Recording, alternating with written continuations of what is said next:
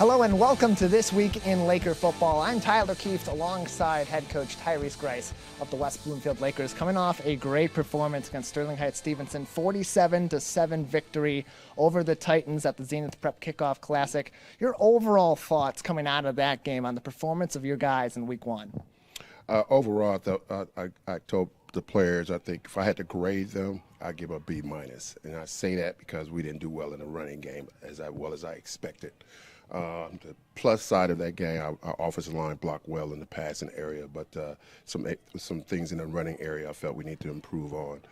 So overall, I would give ourselves a B-, probably a little hard on ourselves than normal.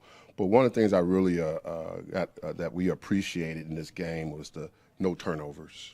That's a big key issue, and we only had 2 penalties the whole game, whereas last year we probably average 8 to 10 penalties a game. So this was something that we pushed all off season. We worked on. We brought in referees as well to help us in that area because we believe we can cut down our penalties and cut down our turnovers. Only one can stop us is us.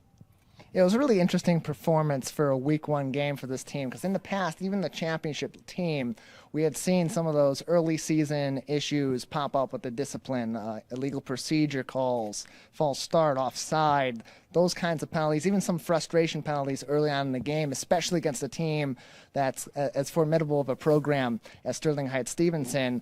And coming into this game, or out of this game, it was really great to see the Lakers, like you said, only 2 penalties the whole game, and guys were really playing hard from the jump. How indicative is that of this year's team for the Lakers? Well, we know in the past we always started off slow. In fact, the 2017 team that went to Ford Field, we lost the first 2 games.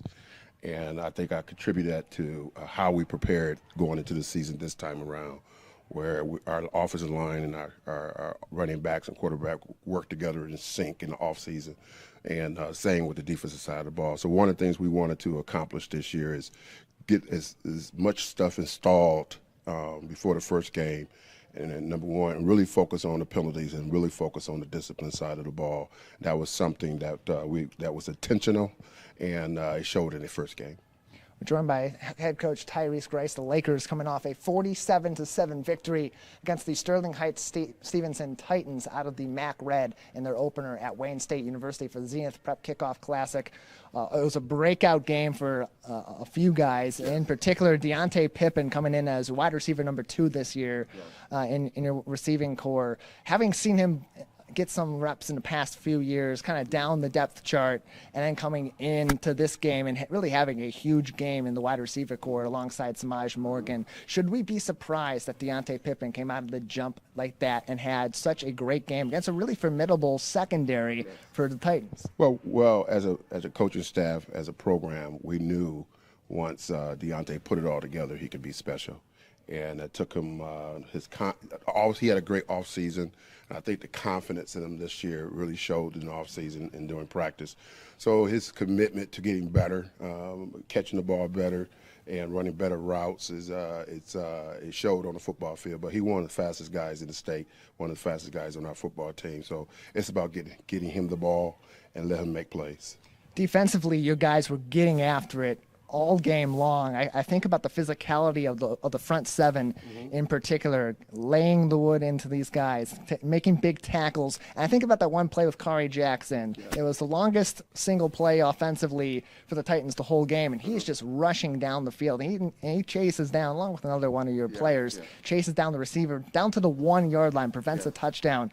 Even that's a big give for your defense. How important is it for you guys to be making those plays, especially your upperclassmen, to be making those plays as an example for how hard you have to play all game long, every game? Well, the trademark and what we pride ourselves is pursuing to the ball. We do pursuit drills every day in practice, and it's all about getting to the ball. So when you see those guys hawk the guy down, Stevenson player at the 1-yard line, we do. That's because we do a lot of formation recognitions, and we tell our corners, you got if you see a ball going, you got to get down there, and the guy made the play at the 1-yard line, which is tremendous pursuit. Seeing that improvement, too, on the offensive side from your leadership from Rick Nance, 13 for 23 in this game, ran for a touchdown, threw for 2 touchdowns, had much better command of this offense, it seemed, than a year ago. Speak to his improvement, particularly how that had an impact on your receiving core. Well, Rick is really mature this year. I think he's took his game to another level. He sees the game different now compared to last year, and the game has slowed down for him. So he's taking more of an initiative in terms of taking a leadership role when he's out there. He's commanding the offense, and he does it in practice. So I think you can see the maturity from him going from his sophomore year to his junior year, where he's want to get everybody involved, and I think he wants to lead the team to a state championship, and right now that's the attitude and mindset that Rick Nance has. One of the benefits of a game that's that lopsided on the scoreboard is, especially later on, you're able to see some of those guys down the depth chart get some playing time, get some experience. And what was great about this particular game is that Stevenson ended up keeping a lot of their first-team guys in for a lot of that play. So they're getting first-team reps on the defensive side of the ball. How important is that early in the season to see some of those guys out there? And for you as a coaching staff, when you see some of those guys perform, how does that modify the way you approach game plans going forward, maybe getting some more guys involved early on in the season? Yes. Well, depth is everything. That's important if you're going to go all the way to for a field. If someone go down, that next person has to step up. And for that next person to gain some experience and gain experience against the ones, we feel that at the end of the day, if you're out there, we're not going to worry. You're going to get the job done. So that's very important and it brings back the brotherhood. It brings back team. When everyone plays and everyone eats and get an opportunity, those Mondays practice be high energy because players had a chance to play. We're joined by Tyrese Grice, head coach of the West Bloomfield Lakers, on This Week in Laker Football, coming off a 47-7 victory over Sterling Heights. Stevenson, Coach, your lasting thoughts from the first game of the week of the season in that big win over Stevenson? I just think that it's all about taking one game at a time. That game is behind us. Our focus right now is on Harper Woods, and today we're going to prepare for them and get ready for that team, get ready for next week. Coach, we appreciate it. Thank you for joining us. We'll come back with Coach in just a little bit. 47-7 victory over Sterling Heights Stevenson. The next matchup is coming up this Friday at the Swamp, the home opener against the Harper Woods Pioneers. You'll find that game on Civic Center TV and all across our network on 89.3 Lakes FM on the radio. And you can find all those details, civiccentertv.com/Lakersports. We'll take a break. We'll come back. We'll talk to a couple of players, and then we'll preview this week's game against Harper Woods with head coach Tyrese Grice. You're watching and listening to This Week in Laker Football. 35 to go until halftime. Nance all alone, good protection. Throws the ball way downfield, got a receiver. Samaj Morgan somehow goes up, gets the ball, completion at the 40-yard line. Fire Prevention Week is just around the corner. Join volunteer, part-time, and on-call firefighters at this year's Fire Open House. Catch up on your fire safety knowledge with live demonstrations and hands-on activities. Chat with local businesses and resources about fire prevention, see some familiar faces, fight future fires, and make some new friends. West Bloomfield Fire Open House, October 2nd from noon to 3 p.m. at Fire Station 1 on Orchard Lake Road. Mark your calendars for the 11th annual Family Fun Night at West Bloomfield High School. Stop by on Friday, September 16th at 5 p.m. for an evening of free, fun activities as we honor our military, police, and fire heroes. Plus, stick around to see Laker football take on Clarkston at 7 p.m. To find out more, scan the QR code on your screen or visit wbsd.org/community/Family Fun Night.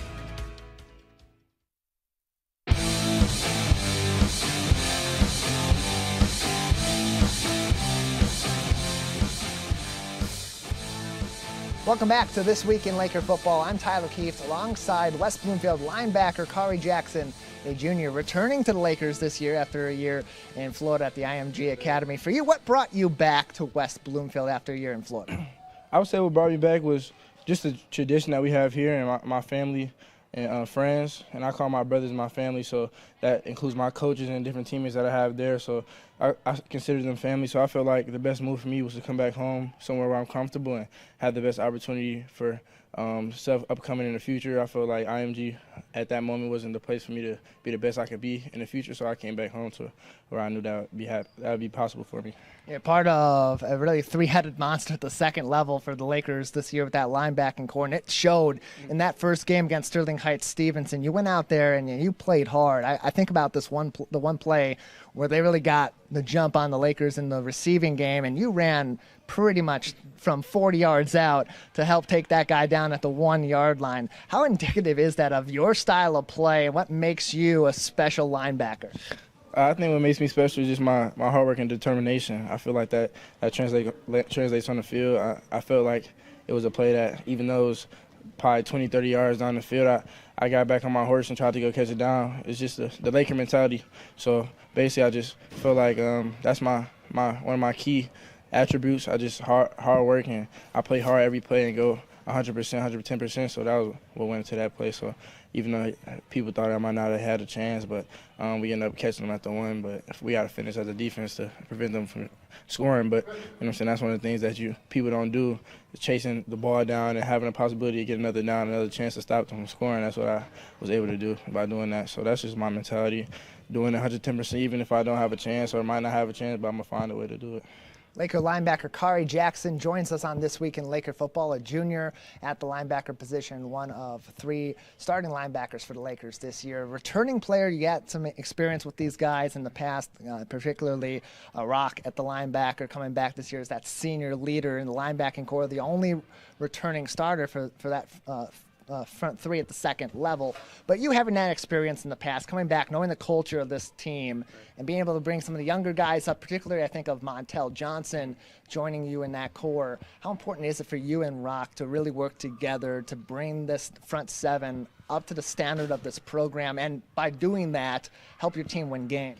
I think that's the biggest thing. Obviously, leadership, we're both captains on the team, so I think that's our job and that's our duty to bring up the guys that are next to us and around us, even the guys that are behind us that are twos or might not start.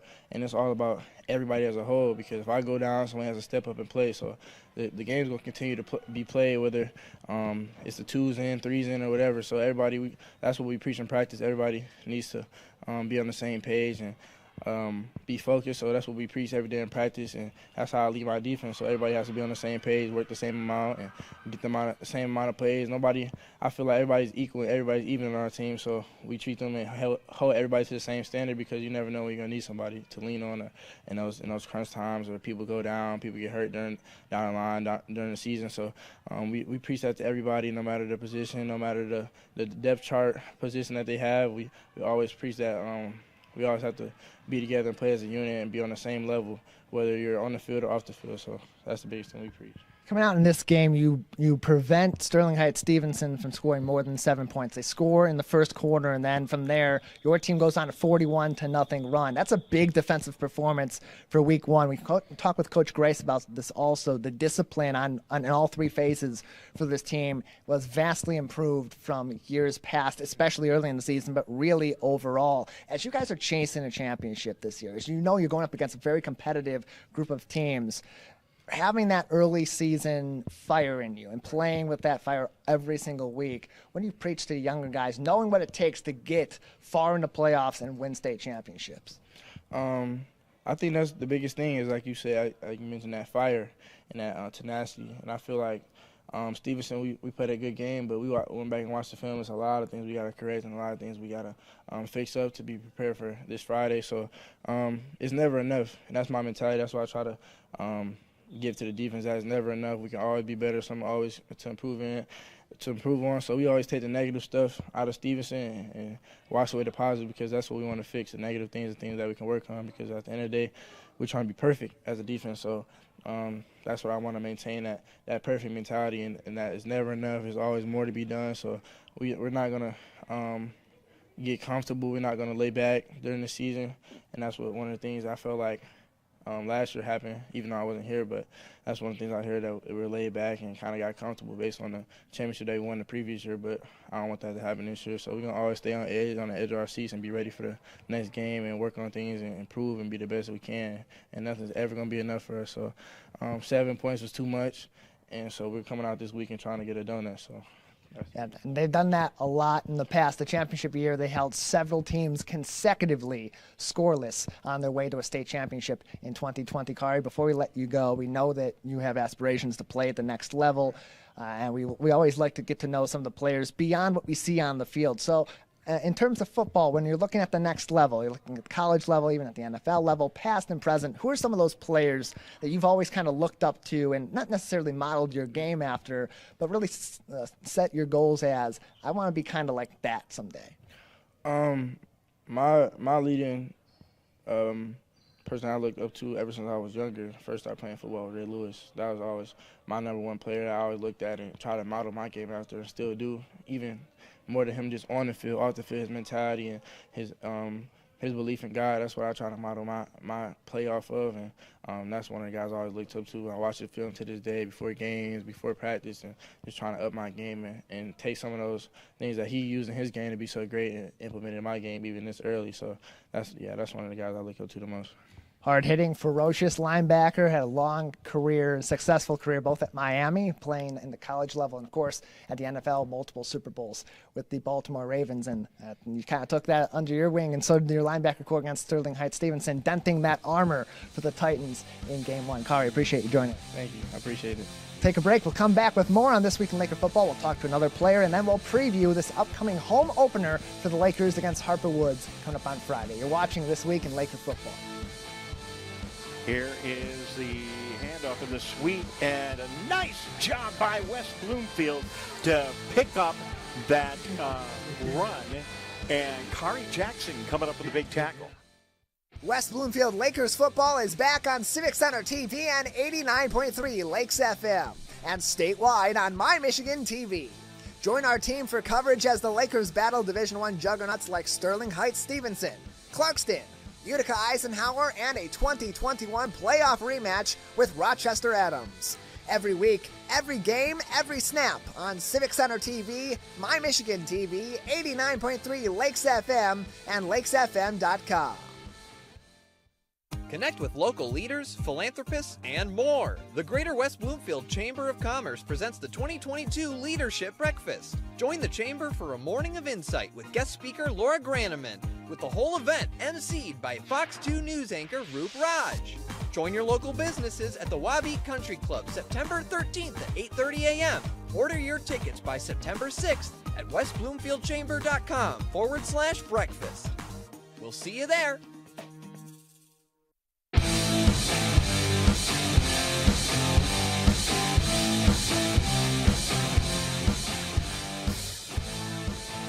Welcome back to This Week in Laker Football. I'm Tyler Keats alongside West Bloomfield Lakers wide receiver Deontay Pippen. Deontay, a big game in Week 1 for you, really a coming out party, and as you're now in the first string of the depth chart for the Lakers. How much of a confidence boost is it to come out and the starting role this year and have that big of a game, getting over the century mark in Week 1, especially in that environment?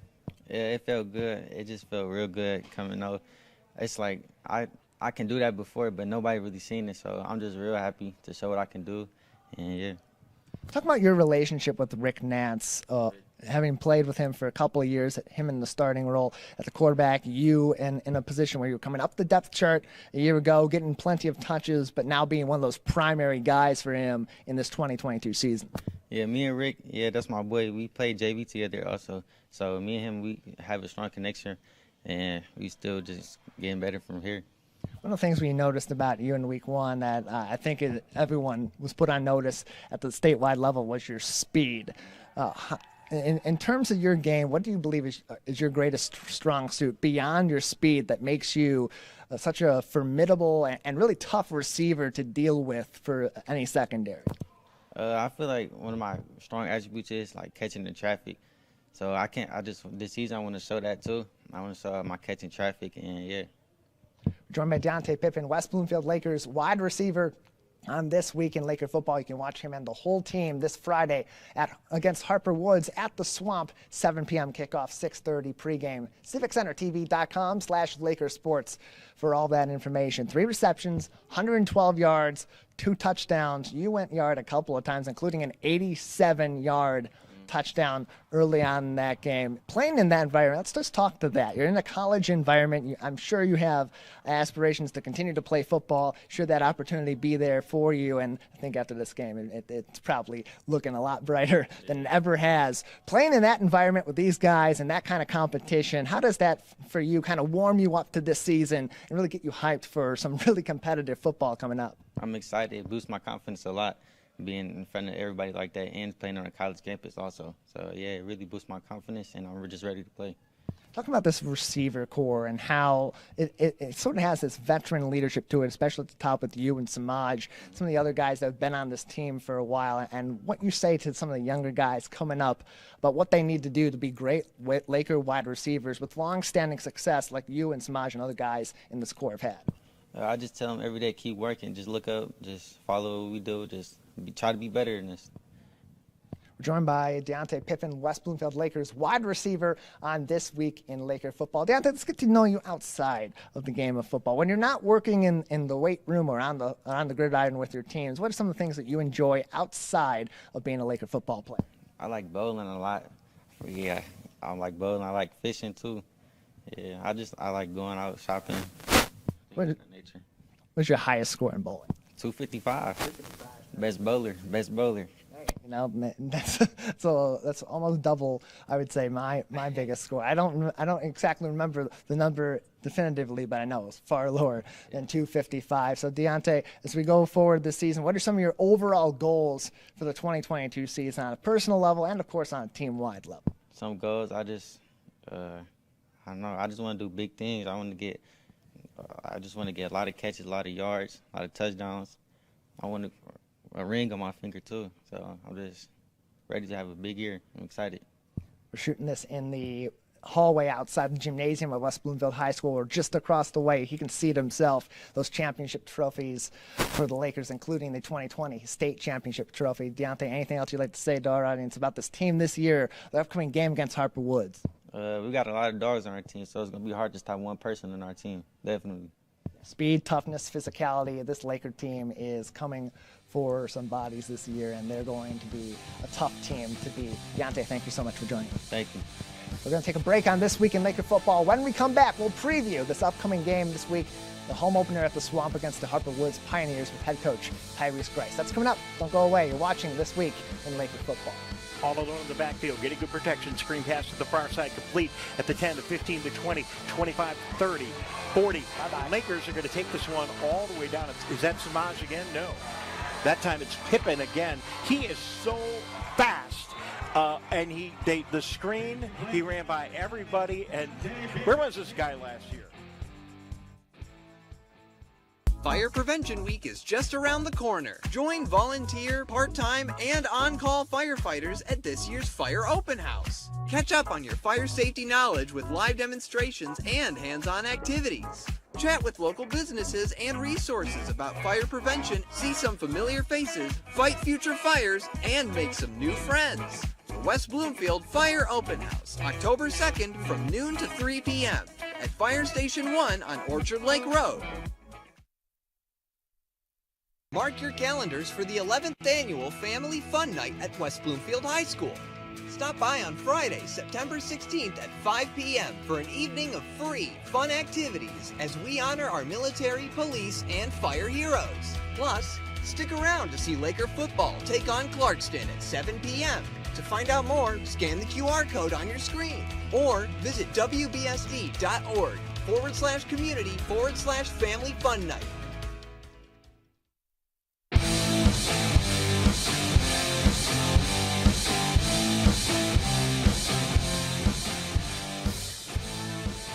Welcome back to This Week in Laker Football. I'm Tyler Keefe alongside head coach Tyrese Grice with the West Bloomfield Lakers. 1-0 coming into the home opener at the Swamp on Friday against the Harper Woods Pioneers, a new team here in the OAA Red, but a team that's had quite a lot of success in past seasons, 7-3 a year ago, and coming into the OAA this year. What do we know already about Harper Woods? What should the audience know about this team coming into West Bloomfield on Friday? Well, you know, they didn't play the first game last week. They forfeited, so we haven't had it. They didn't forfeit, but their opponent did. So we didn't receive enough information on them. But we do know, based on our resources, and we were able to get some film, that they lost a lot of players from last year's team. They're replacing a lot of they're going to have a lot of first-year starters on varsity, but they're a talented team. So they got some good receivers that like to go deep. They run a lot of spread offense. So what we see so far is something that we're familiar with, that we built for the spread. So it's a different system that they used last year, where they run a lot of what we call trips and empty sets, and now they run a lot of tight ends. So defensively, we see similar to what we look like defensively in terms of their package, but which is probably a plus for us, something that we've been prepared for because we run the similar defense. But I just think if we come out and execute our game plan and welcome the Harper Woods into the OAA with a victory, so on our end. So hopefully this game will be, like we say, we take one game at a time, and our focus all this week is about preparing for Harper Woods. Yeah, 3 offensive starters returning for the Pioneers, 5 on the defensive side overall, 34 returning players to their roster this season, but only 8 total starters coming back for Harper Woods as they enter the OAA Red. That being said, the bulk of that returning veteran leadership is on the defensive side of the ball, and in particular, you said it coming out of week 1, one of the areas you want your team to improve on offensively is effectiveness in the run game. What does your team need to improve on at all parts of their offense, from the line back to the running backs, in order to make that jump in week 2? I just think the offensive line need to stay on their block, sustain their block a little bit longer. They tend to last week they let go too soon to get to the next level. And most importantly, knowing your assignment. If we can correct those 2 areas, I think we'll be able to run the ball against this team. So taking that into consideration, the first thing you said about the O-line, kind of getting off of their blocks a little bit early, what do you attest that to, having talked to your O-line, having talked to your coaching staff, about what may be some of the reasons behind you guys doing this, and maybe getting excited about a play opening up or an opportunity? Where does that really come from? As an individual, it's about being consistent, because you can see some plays on film where they do sustain the block, and then you'll see a couple plays where they let go too soon. So it's just about the individual knowing that he has to control that guy a little bit longer than usual before he get up to the next level, because getting to the next level is getting to the linebacker. So we do what we call combo blocks, and one of the guys got to get to the next level, the linebacker. So we just got to do a better job in that area working on combo blocks, and we're going to spend a little extra time in practice this week to make sure guys emphasize that in practice, the combo blocks in practice. We hear so much about guys like Samaj Morgan and Rick Nance and their ability to change the game from the skill positions. Let's talk about Amir Herring on the offensive line. You talk about that leadership, that individual gameplay on the O-line having a key role in the effectiveness of the offense and the run and the pass game. Talk about his leadership and how, in particular, these guys coming up to the O-line in the first string, and even those younger guys on the varsity squad, the impact that Amir Herring has on their game and therefore on the entire offense where it starts from the line. Well, Amir is definitely a great leader for us. He's a 2-year captain, his 2nd year being a captain for the program, so he knows what to expect.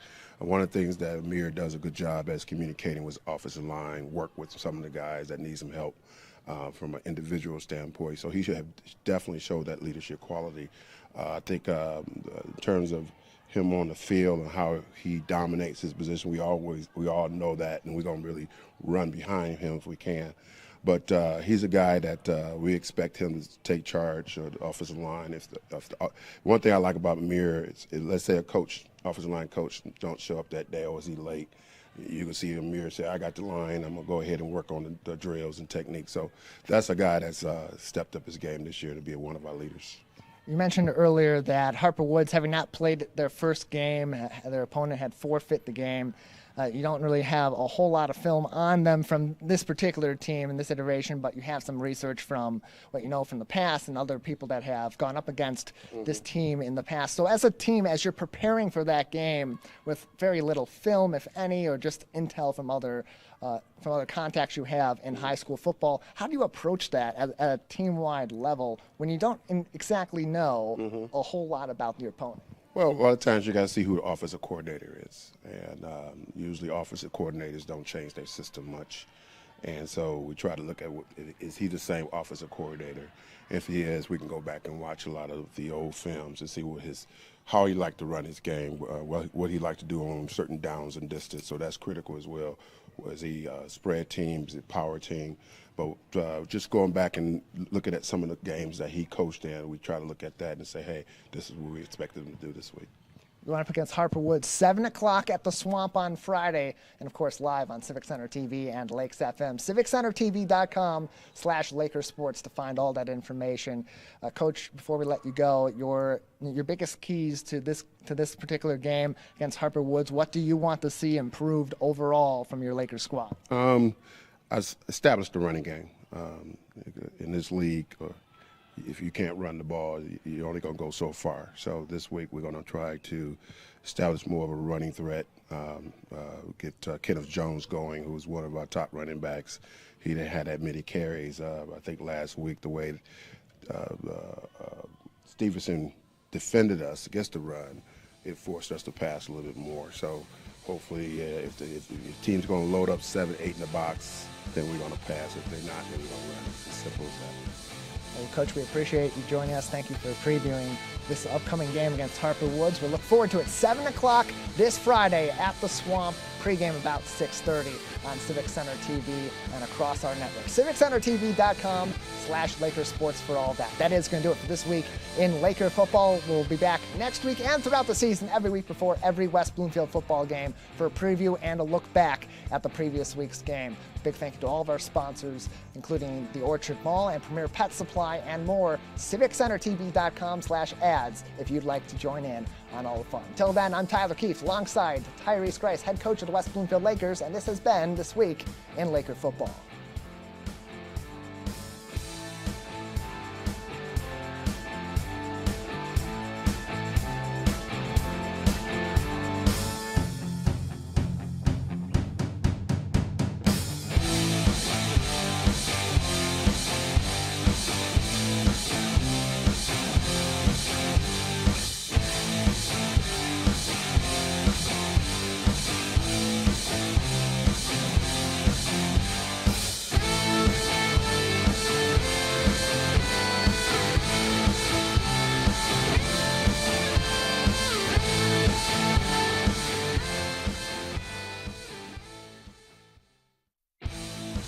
It's time for West Bloomfield Laker football. Now, high atop the gridiron, here with the call is Dave Scott and Tyler Keefe. Good evening and welcome to another exciting night of Tyler Keefe, Dave Scott, and all of West Bloomfield Laker football. Tyler, couldn't be more excited. We are back here and finally back at home as your West Bloomfield Lakers and Harper Woods, for goodness sakes. Haven't seen them here. Kick it all off for the home campaign. Good to be with all of our friends watching on Civic Center TV and all over the place. And it's been a lot of work, Tyler, but we are back. Well, let me get your microphone on. I'm sorry about that. That does help. Yeah, there you go. It's great to be on TV again, so Laker fans both in West Bloomfield and beyond, those that can make the game and those that can't make the game can always watch their Laker faithful. Yeah, and a big thank you. I just want to look right in the camera and say thank you to the Orchard Mall. We really could not be doing this without you. Of course, Premier Pet Supplies, Tyler. Thank you, Premier Pet Supplies. Thank you to Deb and Ken Macon, and thank you to the Michigan Week Committee also for helping us out with our broadcast tonight. And, you know, you're doing a worthy thing because, Tyler, this Laker football team, as we saw last week down at Wayne State, is a very, very special team. Yeah, this is a team with a lot of firepower on the offensive side. Great passing game they were able to establish last week. And we saw a more mature team than we've seen, especially starting off the seasons last week in Detroit at the Zenith Prep Kickoff Classic. The Lakers only 2 penalties the entire game, and that's quite the rarity for this team, especially in the opening week of the season. So let's get started tonight with a little explanation of what's going on, because we got a lot of bookkeeping to do here, a lot of behind-the-scenes information for all of you. First of all, we're really glad to be back on TV. We couldn't do that without our great TV crew. Eugene back over here getting everything wired up. John Atwater switching the cameras tonight. The Catoni brothers two very maize and blue Michigan guys, Tyler. I hope that's okay. Disgusting. The Catoni brothers are on camera tonight. Maybe John can show us. We have cameras all over the place. We got a camera up here in the booth, right? So hello, everybody. We got a couple of cameras up top on top of the press box. We'll be able to see the game. That's what the Catonis are operating. And then we have a couple of end zone cameras, too, a couple of specialty end zone cameras. So you can see the L-BOYZ working out down there. So, there's only 5 of us, but I think we have like 6 or 7 cameras. I don't know how you do that, but somehow they were able to make all that happen. And it's really, really good to have this whole crew here. So thank you to the guys. Now, watching this and listening to it, there are so many different options. First of all, you can just tune in to the Big 89, as we like to call it, 89.3 Lakes FM. And if you are tuning in on the radio, you're not getting the benefit of seeing how good-looking Tyler is, oh well. And then, of course, Civic Center TV, Channel 15, the mainstay television outlet where we've been for years. But now, instead of a static slide, you'll actually get to see the game. How cool, right? So, Civic Center TV, and then all over social media. So we've always been on the Facebook channel, the West Bloomfield Schools. We're back there, right? Yes, back live there again tonight. Okay, so we're there.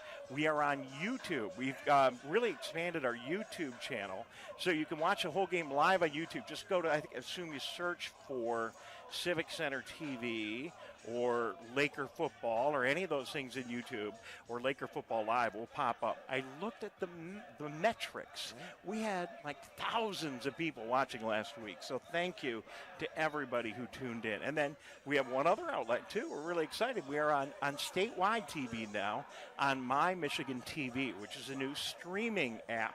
Streaming, the big thing, right? Yes. All right, so this is a new streaming channel, and you can watch that by installing the My Michigan TV app on your smartphone or your smart TV. So you can watch it right in your TV at home that way, too, if you're not in the greater West Bloomfield area. So My Michigan TV, Civic Center TV. Oh, I left out WBTV, yes. Channel 19 in the greater West Bloomfield area.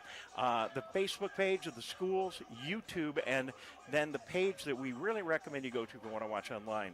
And that's on Civic Center TV, and it's /Laker Sports, right? Yes, civiccentertv.com/Laker Sports. Now, I don't know how we continue to say that every time we go to break, but somehow we'll do the very best to remind all of you, check out all those outlets, and do me a favor, friend them all, like them all, subscribe to all of them, and then tune in, because that's really how we keep this whole thing going. And we're having a lot of fun making this happen. The Michigan High School Athletic Association changed the rules, so we are really, really excited about that. Coin toss going on. I didn't catch who got the coin toss West Bloomfield won the toss, and they deferred. So West Bloomfield deferred, and nice job of the PA guys here. We're able to hear that. So we'll be deferred. So we will for the open of the game, we'll actually be kicking it off. Be kicking it off. Thank you very much. I don't know why I couldn't. It's okay. I don't know why I couldn't put that together.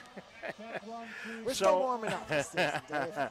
So that's basically fundamentally what's going on here tonight. I think we got most of the maintenance out of the way.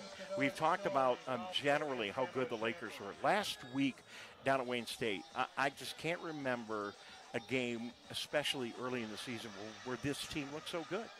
They look great.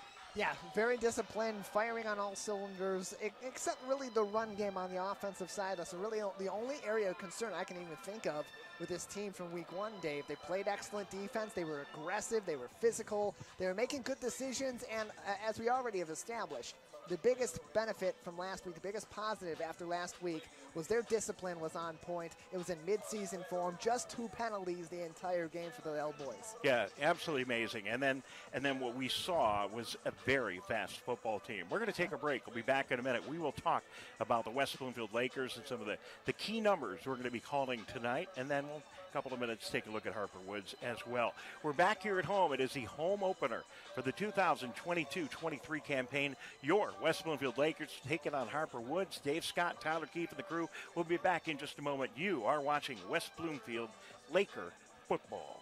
Connect with local leaders, philanthropists, and more. The Greater West Bloomfield Chamber of Commerce presents the 2022 Leadership Breakfast. Join the Chamber for a morning of insight with guest speaker Laura Graneman, with the whole event emceed by Fox 2 News anchor Roop Raj. Join your local businesses at the Wabeat Country Club September 13th at 8:30 a.m.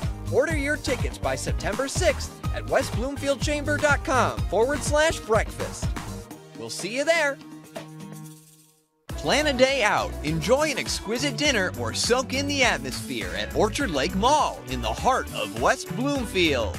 Between Maple and Orchard Lake Road, capture the moment at Frameable Faces. Wrap up your back-to-school shopping at Guys and Gals, or get presents for your pet at Premier Pet Supply, and so much more.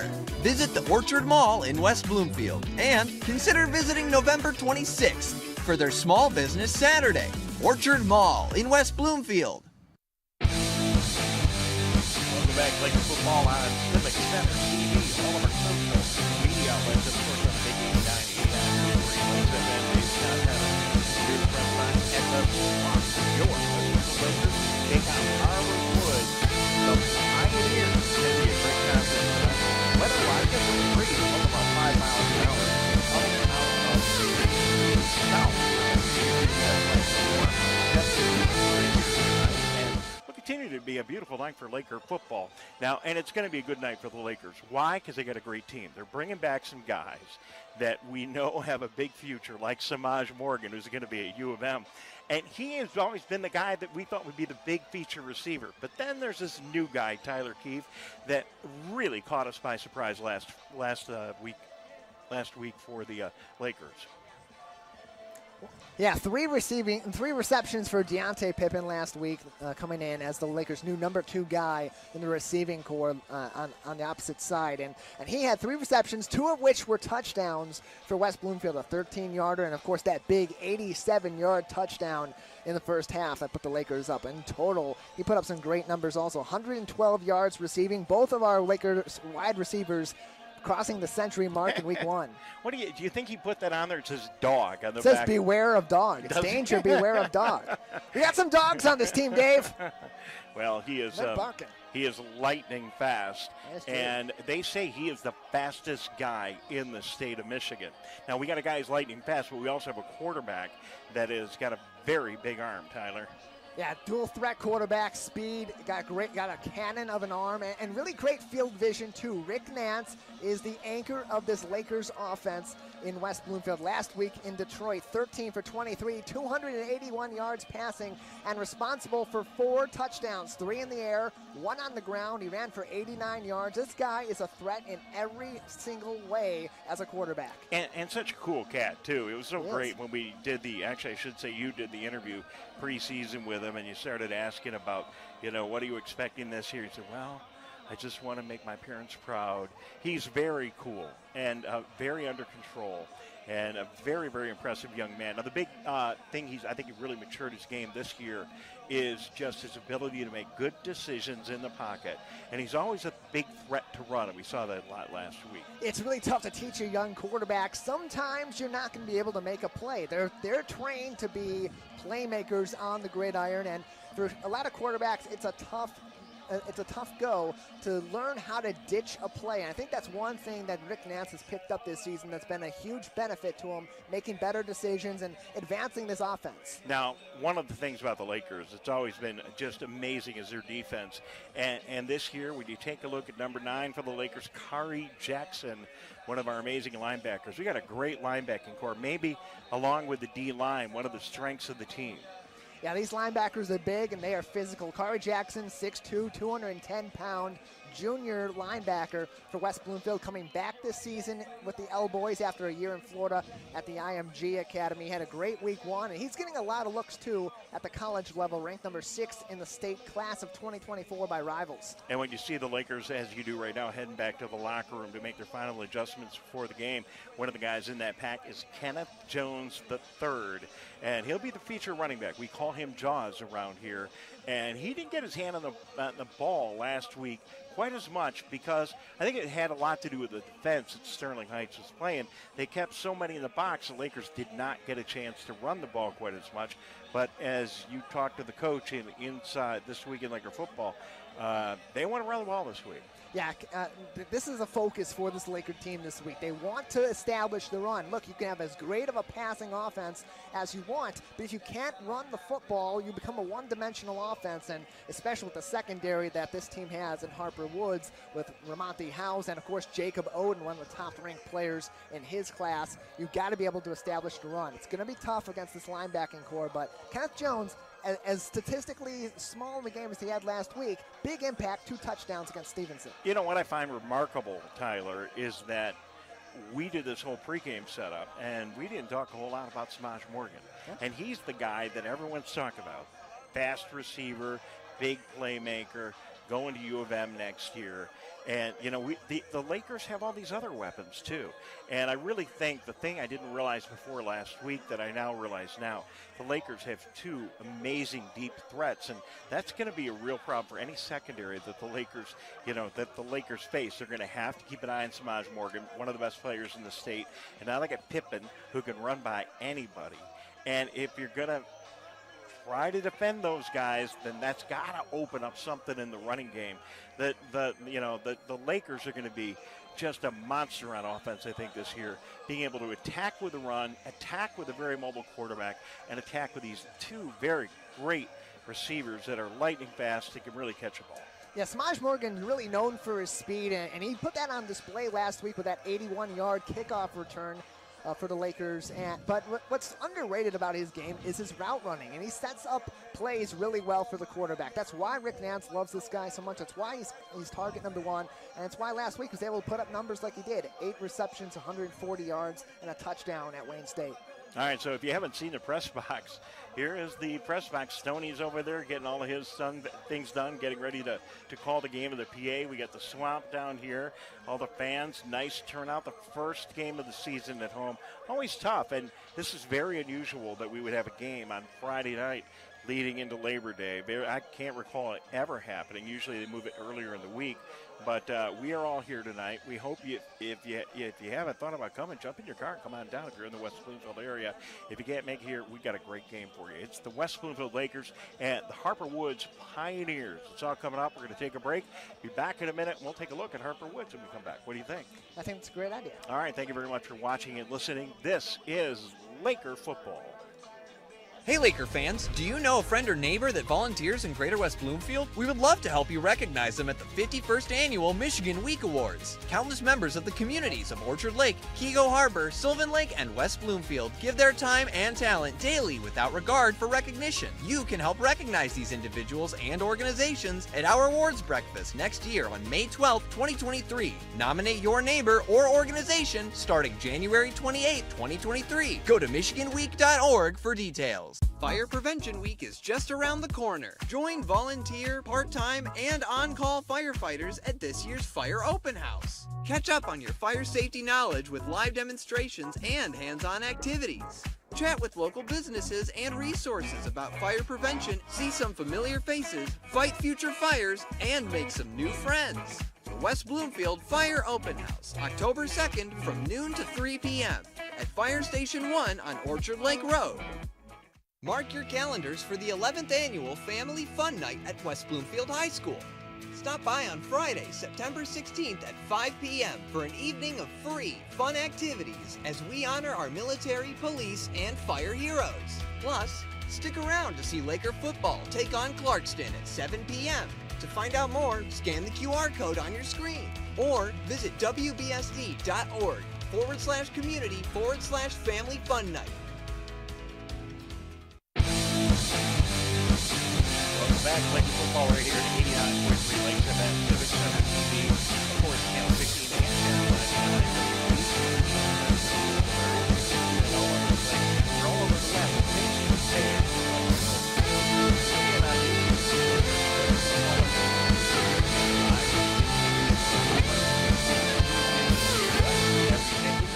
Wherever you happen to be, Dave Scott along with Tyler Steve and Tyler.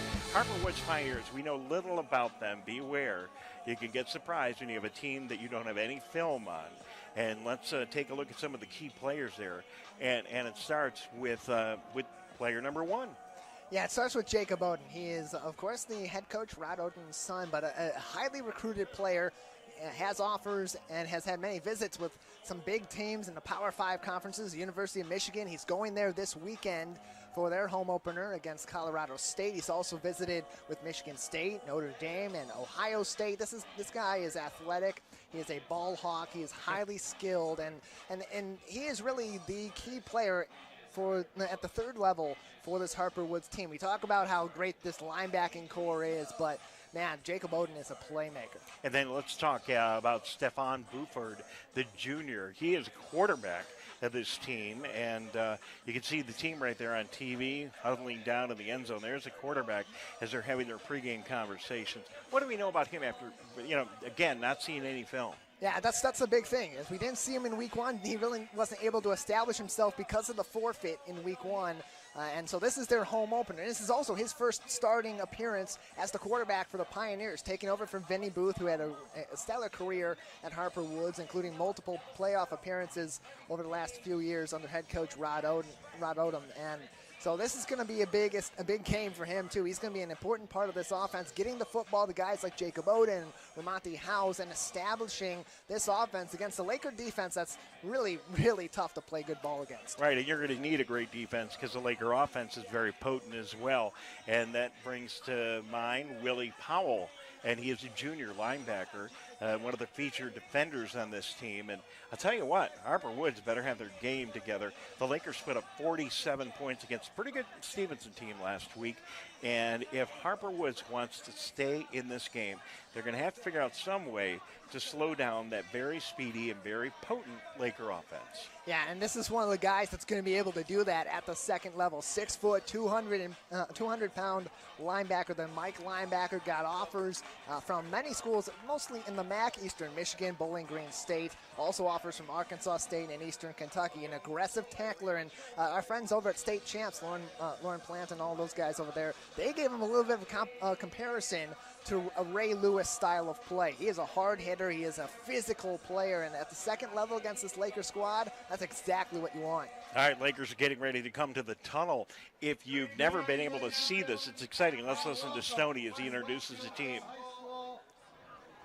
For tonight's game between the West Bloomfield Lakers and the Pioneers of Harper Woods. Here come the Lakers. All right, West Bloomfield Lakers coming onto the field tonight, making their way through that inflated tunnel. It's kind of the way we do it here in West Bloomfield. Back to the defense at Harper Woods. I think we're going to be keeping a real close eye tonight on their three linebackers. We talked about Willie Powell, Kalen Scott, and Michael Nelson as well. Those three, I think, defensively, they're going to be a key. Hey, you want an early season challenge and an early season teaching moment? This is it for West Bloomfield. They had a tough time with the run last week. They're going to have an even tougher time this week.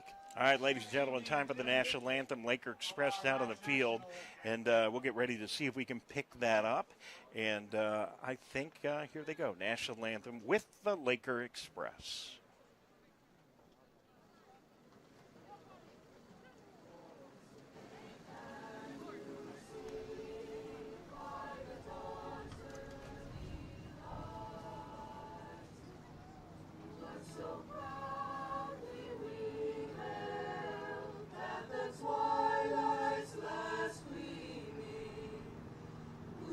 Stripes and bright stars through the perilous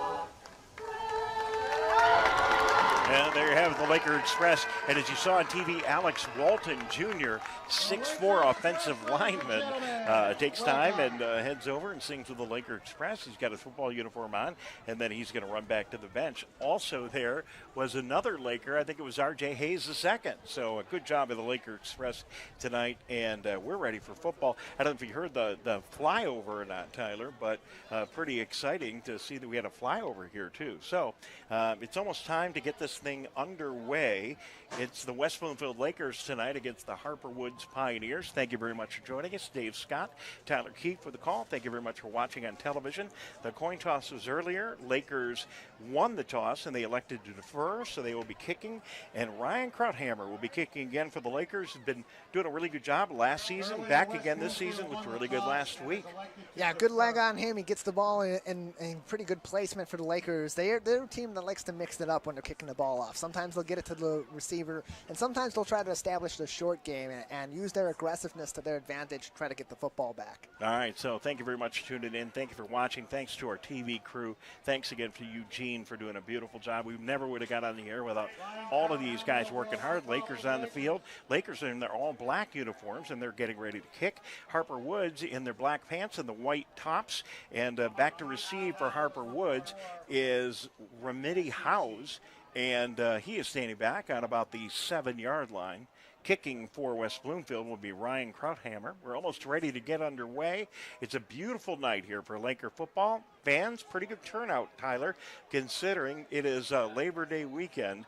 We got a nice turnout. Lakers are 1-0 in the season. Harper Woods 0-1 after having to forfeit their very first game. This is their first experience. Their opponent forfeited. I'm sorry, you're right. Forgive me. Right. Yeah. So they did get the win. I'm having a hard time getting things started right tonight.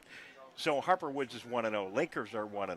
Krauthammer with the kickoff. It's going to be deep down to about the 5-yard line, and then going out of bounds, penalty, and a little bit of shenanigans on the field down around the 30-yard line as Kari Jackson mixing it up a little bit with Willie Powell away from the play. And just this early indication might be getting kind of physical tonight. It's going to be a physical game. These are two highly physical players. These are dominant players out there that really want to establish whose field this is going to be tonight, Dave. All right, well, the officials decided not to call any penalties on that action after the whistle blew. Ball is on the 35-yard line after the penalty on the Lakers. So the kickoff going out of bounds. And here comes Harper Woods with the first offensive series of the game. Again, the quarterback is Stephon Buford. He is in the backfield along with Colby Bailey. Two receivers split out to the right, one to the near side. Here we go. We're underway here in West Bloomfield.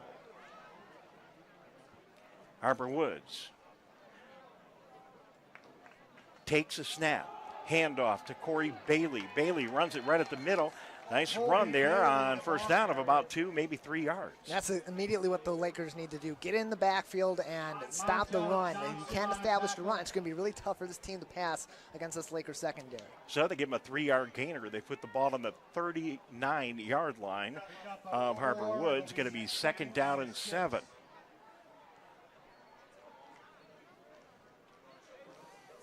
You know, if you're Harper Woods, you can keep the ball on the ground against the Lakers and you can move the ball. That's a good thing. Harper Woods off to a nice start here.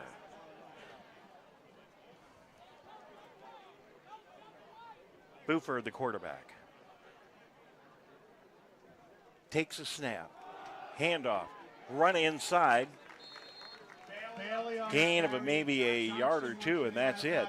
And give him 2 or 3 yards, and nice gainer there for Harper Woods. Yeah, Kamani Wellens on the tackle there again, getting right at the running back, breaking through contain early, and he's the guy that's been coming up the depth chart for West Bloomfield, kind of that 4th linebacker, and I think we're going to see a little bit of that early on as this Harper Woods team tries to establish the run and really see just how fortified this defensive line is. So it's a big 3rd down and 4. Ball on the 41-yard line of Harper Woods. They need to get to the 45 for the first down.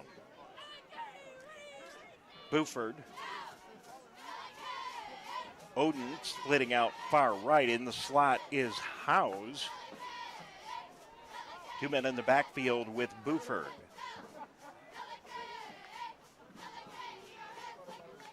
They take the snap.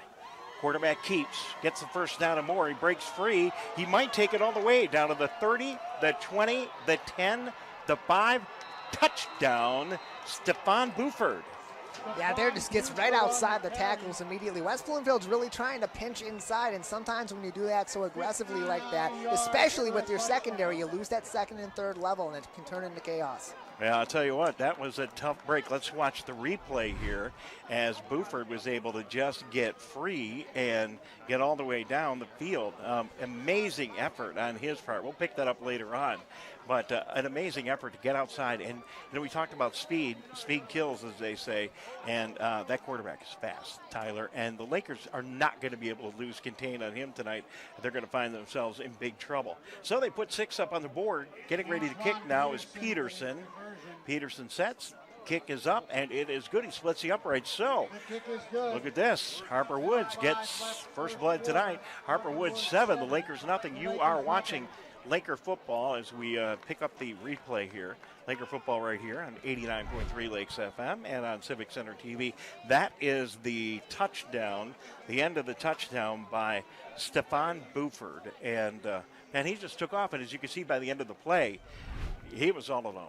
And you think about last week, the pursuit of these guys defensively for the Lakers was intense. They were chasing these guys the entirety of the field, 40, 50 yards plus, and taking them down. It's tough to do that when you guys start so far away from the ball carrier. So it's Harper Woods 7. Let me correct the mistake I made earlier. Harper Woods 1-0 on the season as their opposition forfeited last week. Lakers also 1-0. Now the Lakers find themselves trailing by 7 here, but they've not yet touched the ball. Let's see what the Lakers can do with it. Back to receive for West Bloomfield on this kick is Samaj Morgan. And I don't have a number 4 for the Lakers, so I'll have to pick up who that is. Adjustment on the jerseys. We'll see if we can find out who number 4 is for West Bloomfield. Well, nobody knows in the press box. So, little mister, they try an onside kick. Looks like the Lakers are going to be able to pick it up at the 35 to the 40, and they do not want to put the ball in the hands of Samaj Morgan. It takes everybody to tackle the Lakers. Their ball is going to be spotted just short of the 40-yard line, and the Lakers are going to start out with great field possession on their first possession of the night. So with 9:59, make it 10 minutes to go in the contest. The Lakers get their hands on the ball, trailing by 7. Yeah, that's part of just having the field awareness on every single play. It's easy for guys to expect a full kickoff, and an onside kick that's bouncing like that can be dangerous too, especially with an aggressive special teams unit. So here come the Lakers. Deontay Hill is split out to the far side. In the slot for the Lakers near side is Pippen. And split out is also Trenton Allison for the Lakers. Jones in the backfield. In motion is Samaj Morgan, but now the Lakers break free and run the ball all the way down to the 15-yard line. Beautiful run there by Kenneth Jones. Doing a great job, but we have a penalty flag in the field, but right at the tackle down at the 15-yard line. So they're really not going to bring that much back, but a great run by Kenneth Jones. Yeah, we'll see how the flag impacts that. But again, Lakers came into this game wanting to establish the run. Coach Grice gave their overall performance last week a B- because of the performance of their run game. If that's an indication, that might be an A. All right, so we'll see what the penalty is here. Personal foul, horse collar tackle, first down. All right, so horse collar tackle, and they're going to move the ball even further down the field. And that is going to be on the defense. So the ball is going to be, let's see if we can watch the tackle here on the replay and see if we can see that horse collar here. Tackle, and yeah, it's just a little difficult to see it, but we'll keep working on those and try and make it a little bit easier and better for you to see. Nonetheless, the Lakers get the ball on the 7-yard line. First and goal for West Bloomfield. Rick Nance in the backfield. He's got Kenneth Jones. Nance hands it off on the jet sweep left side in the corner of the end zone, and a touchdown for Ralph Rogers.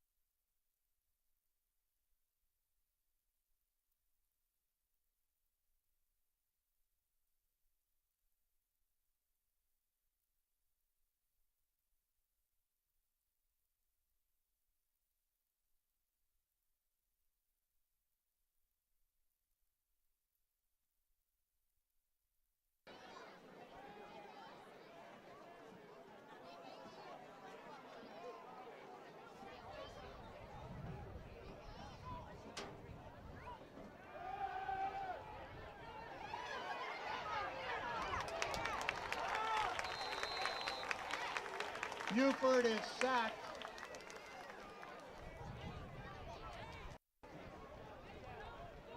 By a host of Lakers.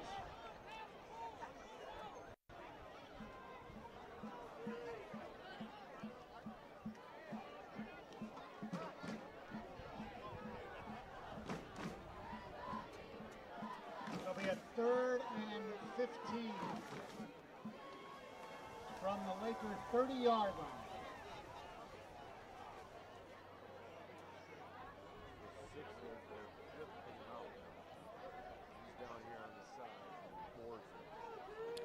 All right, we are back live. Sorry, everybody, for the technical problem. Tyler, what happened while we were gone? Just a couple of plays for Harper Woods, not really moving all too much, but they are in Laker territory at the Laker 30-yard line. All right, Harper Woods now is doing a lot. They get the ball all the way down to the Laker 15-yard line. And another nice run there by Colby Bailey, the sophomore running back for Harper Woods. If you're just joining us, sorry about the technical problems tonight. It's 7-7 here in West Bloomfield with about 7:25 or so to go in the first quarter. Dave Scott, Tyler Keefe, and a couple of video bugs here. We are sorry. We're trying to make it all work, but we thank you for being patient with us and tuning in and being with us on all of our outlets tonight. So a little problem on the field as well with a injury, and that'll give us time to recap and reset here a little bit, Tyler. So Harper Woods gets off to a big start, and then the Lakers come back and score quickly. And then Harper Woods comes back, and they are effectively able to move the ball all the way down when we were away to the 15-yard line or so. And I'm telling you, these teams can really, so far, seem to be able to move the ball. Yeah, for Harper Woods, there just seems to be some early aggression. The Lakers maybe not having all the knowledge that they need on this team and what some of their tendencies are meaning. For Harper Woods, it's just good studying and coming out aggressive in pretty hostile territory. All right, so the quarterback for Harper Woods, Stephon Buford, is in the backfield. Corey Bailey back there with him. They run it right at the middle. This time the Lakers respond really good. Great tackle by West Bloomfield's Kari Jackson. Talked about him in the pregame, and there he does a good job in that play. And that was a big one. That was 4th down. They were going for first. Lakers will get the ball back and prevent them from scoring in the red zone. Yeah, it was a 4th down and 1. It was a key play there. If you're able to get through there, now you have even deeper territory and you have a chance to once again go down. The Lakers only giving up 1 score last week. If they can continue that trend and really have this defense be their strong suit, that's going to be huge for them, especially as we get into some of the tougher games of the year and enter the OAA Red play next week. So 7:15 to go in the third quarter. Dave Scott, Tyler Keefe, and our whole crew here hard at work. Sure, we can do that. And here's West Bloomfield with the ball. Rick Nance in the shotgun. Takes a snap. Looks downfield. Passes long to Samaj Morgan. He goes down and gets it at the 20. Turns the corner to the 25, 30, 40. He's all alone up to the 47-yard line. One man left to tackle him. And Samaj Morgan goes down and goes down hard. He said, hey, I got hit in the head there a little bit. Nonetheless, a big run and a big gainer for Samaj Morgan. And Rick Nance continues to find the open man. Samaj doing a really good job of finding the ball there and going low to really get a handle on it. Yeah, Samaj Morgan is really athletic and able to get to the ball in some pretty acrobatic ways. It's one of the many reasons that so many schools were looking at him, and one of the things that makes the University of Michigan really excited to get him on their team. All right, here's the Lakers. First down, quarterback keeper, across the 50, 45, 41, down to the 40-yard line, and Rick Nance doing a really good job with that one, getting a Laker first down. Yeah, Bryant Weatherspoon, the sophomore, on the tackle for Harper Woods. And, it brings Rick Nance a little bit further forward and gets him really close to the line of game. A great play again, but holding call going to bring this back. All right. Holding call there right at about it looks like the flag is at the 46-yard line. So penalty there, 10 yards back, and so much for the first down and the great field position. Lakers will end up with the ball somewhere down around the 35-yard line or so when they place the ball, and that's about where it's going to be. The 36-yard line, and first down for the Lakers in about 20 on the holding call. Yeah, the first penalty really of the game for West Bloomfield. Only 2 last week. And that's one of those penalties that's pretty easy to make, especially against a really aggressive defensive front like you have in Harper Woods. All right, so here's West Bloomfield with the ball. They run it up the center. And a nice run there by West Bloomfield's Ralph Rogers. Yeah, really their power back this year. Kind of a fullback, really a big body for West Bloomfield is Ralph Rogers. 5'10", 185, but powerful. A lot of muscle and packs a big punch in the backfield. So the Lakers decide to keep it on the ground, even though they need to get a lot of yardage. It sets up second down at about 17 from the 42-yard line. They got to get up to almost the 40 of Harper Woods for a first down. In the shotgun is Rick Nance. Fumbles the ball. No, he gets a handle back on it over to Samaj, but he's got nowhere to run. He turns the corner, gets pushed out of bounds at the 43-yard line. And, you know, maybe a yard beyond the line of scrimmage, but anybody else is going to be caught for a loss of 5, and Samaj is able to turn that into something. Yeah, you talk about athleticism. One of the things that really defines what that term is your ability to start and stop. For a guy as speedy as Samaj Morgan, it should not be as easy as it is for him to slam on the brakes and immediately hit the gas again. It's just one of the many reasons he's a special player for West Bloomfield. So let's see what the Lakers can do here. Third and about 16. Trips left. One receiver out to the right. Bad snap. And the Lakers barely hold on to the ball. Samaj Morgan's got to go down and grab the ball. Snap did not make it to Rick Nance. And, you know, we saw that a little bit last year. It's early in the season, Tyler, but I'll tell you what, this defensive line is causing some trouble for the Lakers, and they're having trouble getting the ball snapped. Yeah, you think about Harper Woods and what they're bringing back this year. 34 juniors. Now, not many of them are starters, but these are guys that are upperclassmen. They have a lot of varsity experience. They've gotten their reps. They are no cupcake here coming into the OAA White this year. A 7-3 record, 4 consecutive playoff appearances, and that defensive front is a big reason for that. 5:27 to go in the first quarter. All tied up all at 7. Samaj Morgan will punt for the Lakers. He is standing at his own 23-yard line. Receiver for Harper Woods at his 29. Here's the snap. It's a good one and a nice punt. Bounces at about the 30, and then they'll let it continue to bounce. A nice Laker bounce down to the 22-yard line, and that's where Harper Woods will start their next campaign. Yeah, nice spin on the ball there from Samaj Morgan on the punt. It kind of spun like a spiral, and the wind took it in one direction to allow it to bounce in the way that it did. And it just happened to be that the weight of the football was leaning in a Laker-friendly direction. That's always a plus for any punter, especially someone that's not a natural punter like Samaj Morgan. All right, so 1st and 10 now for Harper Woods. Both of their previous tries, they've been able to move the ball very effectively. Let's see what they can do here as they start this campaign on their own 23-yard line, tied up at 7. Officials have some other business to attend with before they snap the ball. We'll wait and see what this is. Looks like they're looking up at the clock. Might be a clock issue. 4 minutes, 43 seconds. Thank you. All right, 4 minutes and 43 seconds here. So it's opening night here in West Bloomfield, and everyone's working hard to make this thing come together. Your West Bloomfield Lakers coming in here after a big victory last week and really showing all kinds of talent. Tonight are up against a very tough Harper Woods team that surprised them a little bit here. Harper Woods, 1st and 10, ball to the 23-yard line, tied up at 7. Buford, the quarterback, has got a man in motion, takes a snap, hands off, they run it inside, big hole, and a great job by the Lakers to come up with a tackle there. Rob Harris, it looks like, came up with that tackle, and he not made that tackle. I'm telling you, that could have been 6. Yeah, really shifty move, too, from Dwight Houston in the backfield to try to escape Rob Harris, and he almost pulls it off. Has an opening in the B gap there, kind of shifts to his right, and Harris makes a diving play and wraps up those ankles. That's exactly how they teach you. All right, so it's going to be 2nd down after the gain of about 6. We'll call it 2nd down and 4. Ball just inside 30-yard line, 4:10 to go after the clock gets all straightened up in the first quarter. Here on opening night in West Bloomfield. Nice group of students here in the swamp, Tyler. Good to see everybody getting out on this Labor Day weekend. Yeah, yeehaw, it is Western night here at the swamp to kick off the season. Buford and Bailey in the backfield. I like the way that sounds. Man in motion is Howes. They run it up the middle again, and this time the Laker defense is right there and starting it all off as Kari Jackson to start it, and then a couple of Lakers come in with the tackle.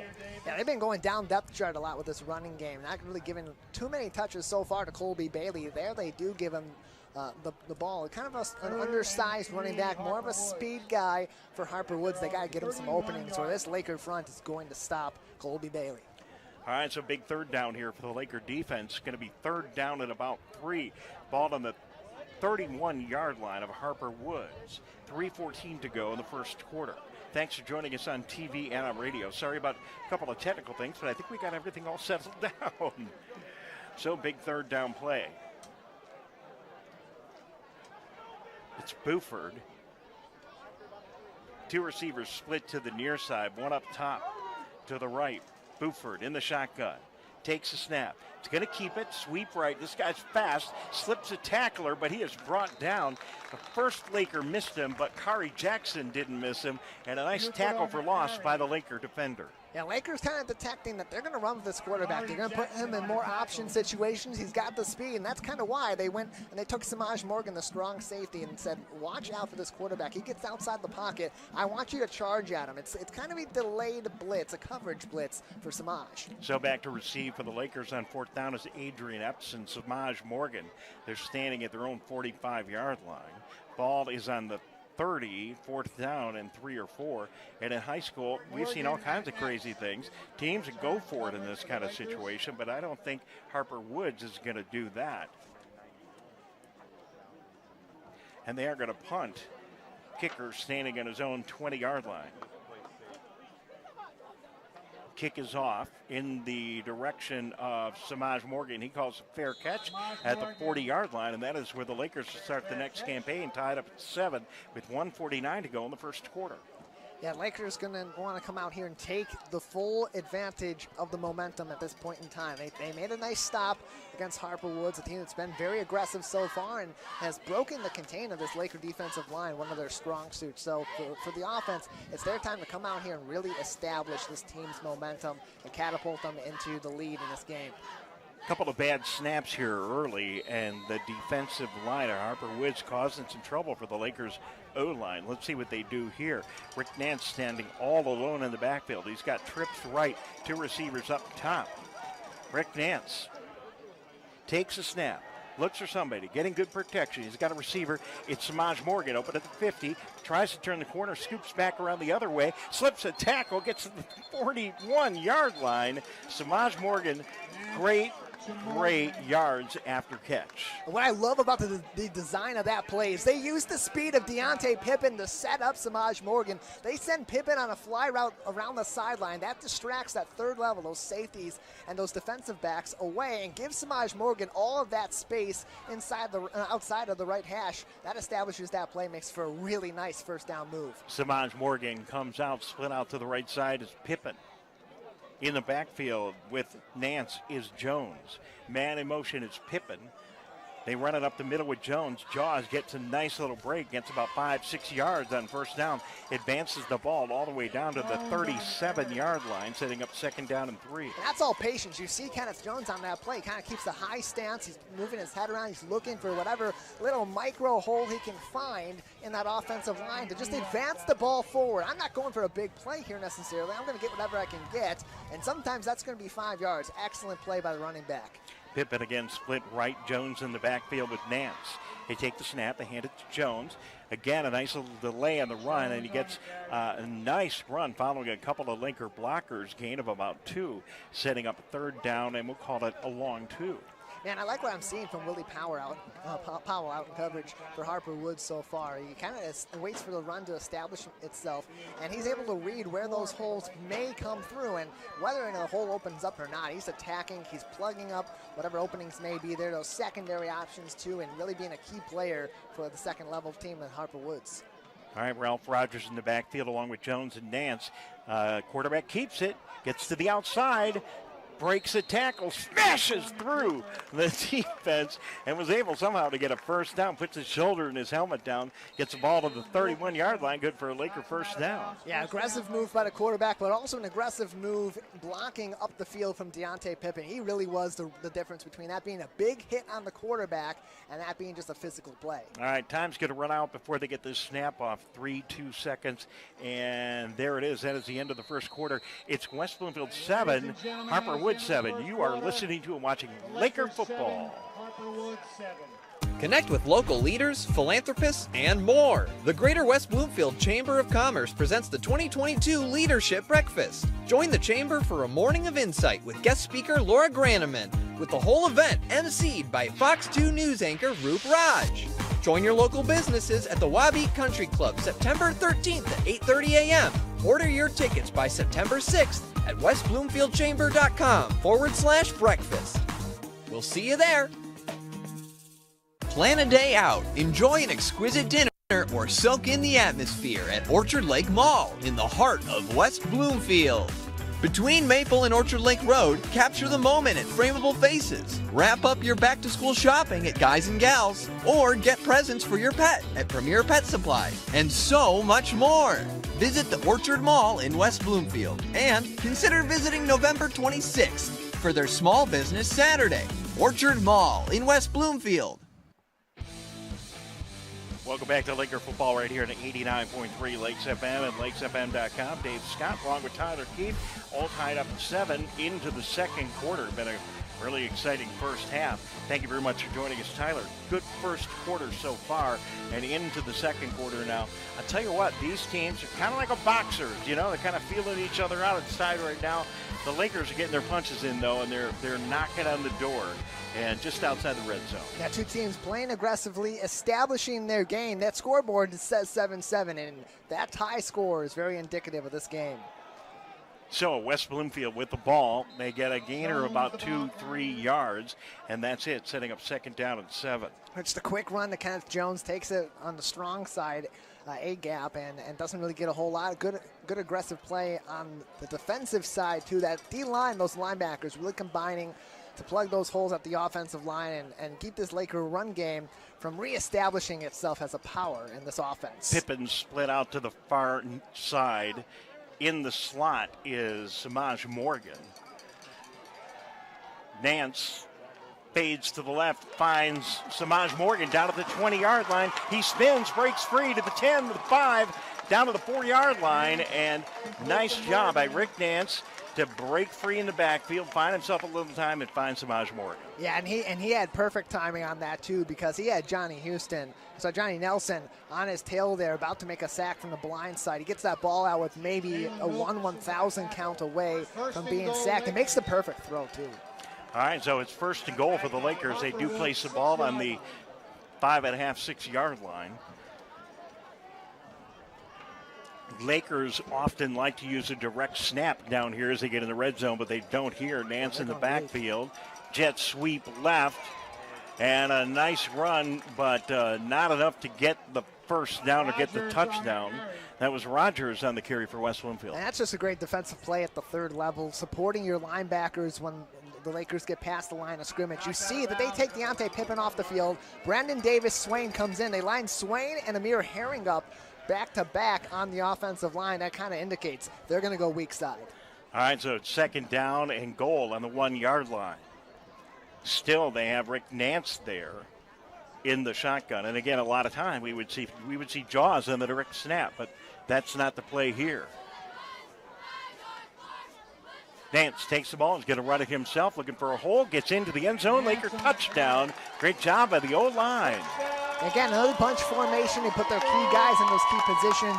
And kind of a shifty block from Brandon Davis-Swain helps to support those big guys in the interior, get the quarterback in the end zone. So it's West Bloomfield 13 and Harper Woods 7. Coming into punt now for the Lakers is Justin Ward. And Epps will be the holder, we presume. He's been there all season long. Good job again by Rick Nance, quarterback, coming to the sideline.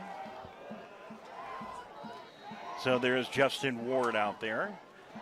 Ward to attempt the conversion. And here he goes to attempt the extra point. Here comes a snap. It's good. Kick is up, and it is in that direction, and it is good. So it's West Bloomfield 14, Harper Woods 7. And Tyler, Lakers able to move the ball down the field pretty effectively on that drive. Yeah, they're more of a kind of drive we saw a week ago. Just a quick movement off the field, establishing their plays. Everybody's kind of just firing on the game plan, and that just shows the talent that the West Bloomfield has to execute a game plan, and the coaching staff's preparation before a game. Really tough to do that, especially when you have a team that didn't play in week 1 and you haven't seen before because they're new to your league. All right, well, it's West Bloomfield 14 and our guest Harper Woods 7. We go on the road next week. Yeah, it's the OAA Red opener next week on the road at Rochester Hills, Stony Creek, one of the 2 teams that came up to the Red this year along with Rochester Adams. So it's going to be a lot of fun. Looking forward to going over to Stony Creek. We hope you make the drive. Support the Lakers on the road. If you can't make it, make sure you tune in here, Civic Center TV. And all you got to do is go to the Civic Center TV website and check it all out. We hope you do. Coach is talking to his players right now, getting some final instructions. And here comes the Laker defense now, as special teams rather, out to kick the ball. It's going to be Krauthammer to kick for West Bloomfield.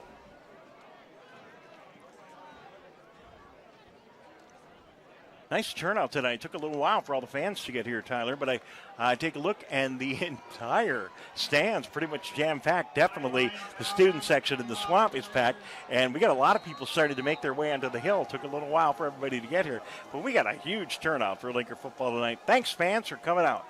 Kick is off down to the 10-yard line, taken there, up to the 15, to the 20, and to the 27-yard line. That return by Colby Bailey, the sophomore running back and return man for Harper Woods. Yeah, pretty dangerous, too. Kind of steps right in front of Ramonte Howes, who is their kick returner.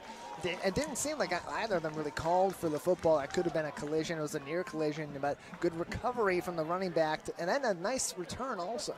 Yeah, you see them there just talking themselves on video just a couple of minutes ago. And that was kind of odd. Colby just stepped right in front of Howes, who looked like he was going to get the ball. Nonetheless, a nice return, good field position. And Harper Woods gets the ball on the 27-yard line. And here they go. 10:39 to go until halftime. Lakers leading by 7, 14-7. Buford in the backfield along with Bailey.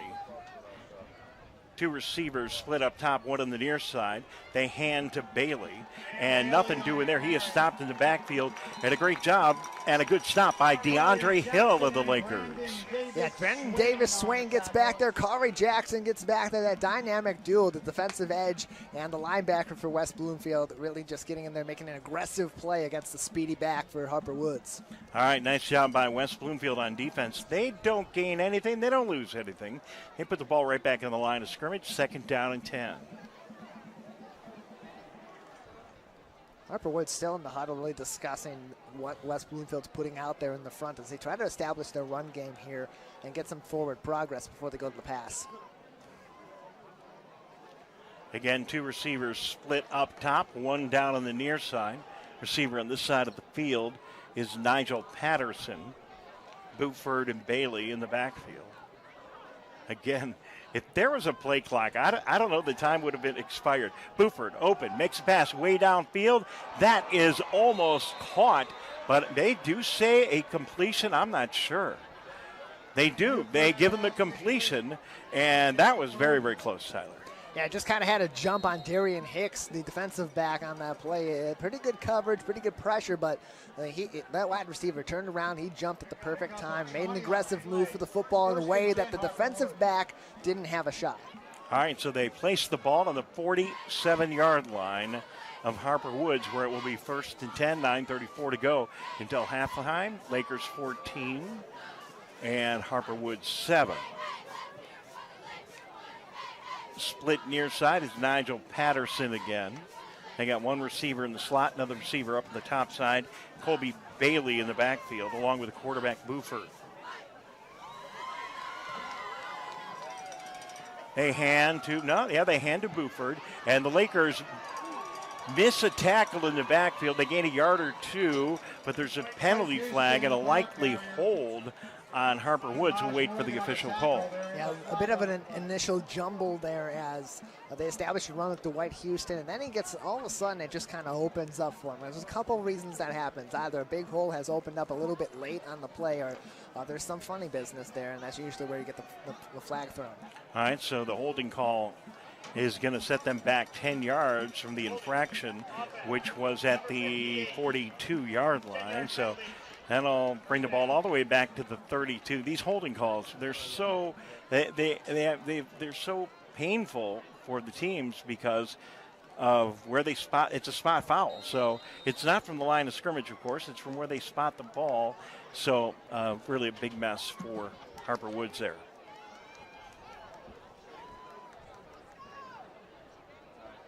Stephen Buford, the quarterback, now all the way back on the 25-yard line. Line of scrimmage is the 30. They got to get to the 43 of West Bloomfield for a first down. It is first and a bunch here for Harper Woods. Quarterback keeper, sweep left. He's got a ton of room to the 40, up to the 47-yard line. Gets back to the original line of scrimmage before he's knocked out of bounds. And a nice sweep left by quarterback Buford. Yeah, and good pursuit, too, for the Lakers there on the defensive line. Jonathan Gabriel, 91, 6', 200 defensive lineman, defensive edge, really just chasing him down and preventing that open field space from becoming a factor for the quarterback, forcing him to the sideline, getting him out of bounds, limiting his forward progress. So it's going to be second down, and we'll call it 10, ball on the 47-yard line of Harper Woods. Split out to the near side is Howes and Myers. In the backfield is Bailey and the quarterback Buford. Pair of receivers up top as well. Buford takes a snap. They hand it off and run it right up the middle with Bailey. Bailey gets maybe a yard or two. Good job by the Laker defensive line. And again, just nice play from the edges. Brandon Davis Swain comes around the weak side and forces that offense to really have to only have the option of going weak side. And right there, establishing the run stoppage, is Jonathan Gabriel, the junior defensive edge for West Bloomfield. One of the biggest guys in the field for the Lakers checks into the game. Number 97, Stephen Fountain. He is a 6'9", 245-pound sophomore defensive end for the Lakers. This is one of those guys that Tyrese Grice, the head coach, was really excited to see play this year because of his size and because of his athletic abilities on the edge. It's tough to guard a guy with that kind of size at the high school level. And with Brandon Davis Swain on the other side, that makes that offensive line that much more potent. All right, big rush here for the Lakers needed on 3rd down and 7. Buford wants to throw. Here comes the Laker rush. Buford's got time, gets a pass off. Intercepted by West Bloomfield by Samaj Morgan. That diving interception, and they just have that entire midfield taken up. The young quarterback for Harper Woods is looking. His primary guys are locked up at the sideline. He has to go middle. He sees a little bit of an opportunity, but what you see, Samaj Morgan often sees also. All right, the officials now called it an incomplete pass rather than an interception. Lakers are still going to get the ball. Hometown faithful don't like it. I wish our replay machine was working. We could have taken another look at it. But Samaj Morgan saying, hey, I think I might have got in there. You saw him on TV. But nonetheless, Lakers will get the ball. They are going to kick, they being Harper Woods. 7:55 to go until halftime. Lakers holding on to a 14-7 lead, and a couple of receivers back standing around the 20-yard line at West Bloomfield. Penalty flag on the punt, and they're going to stop the play here. And usually probably a procedure or movement on Harper Woods. All right, there you go. Illegal shift by Harper Woods. He'll push him back 5 and kick one more time, Tyler. I think those words that Samaj Morgan was saying after that non-interception. If I know Samaj Morgan, I think we know him pretty well now. I think the words he was saying to that offense is, that's fine. Have fun with your turnover on downs. Yeah, there was something like that. I'm surprised our crowd, Mike, didn't pick that up. Okay, Kick is off again, almost blocked by West Bloomfield. I think somebody got a finger on it. Nonetheless, picked up by Samaj at the 27. Gets it to the 30, the 35 to the 40, and advances the ball up to the 43-yard line. Samaj Morgan, amazing me on every play. Matthew McGraw had him wrapped up too on that kick return, but Samaj Morgan moves so quickly and he moves so aggressively. He's such a he has such strength that you kind of have to dive to the ground. That's what we see. Matthew McGraw sprawls to the ground to take down the kick return. Samaj does kind of get the last laugh on that because he returns the ball almost back to right where he intercepted it.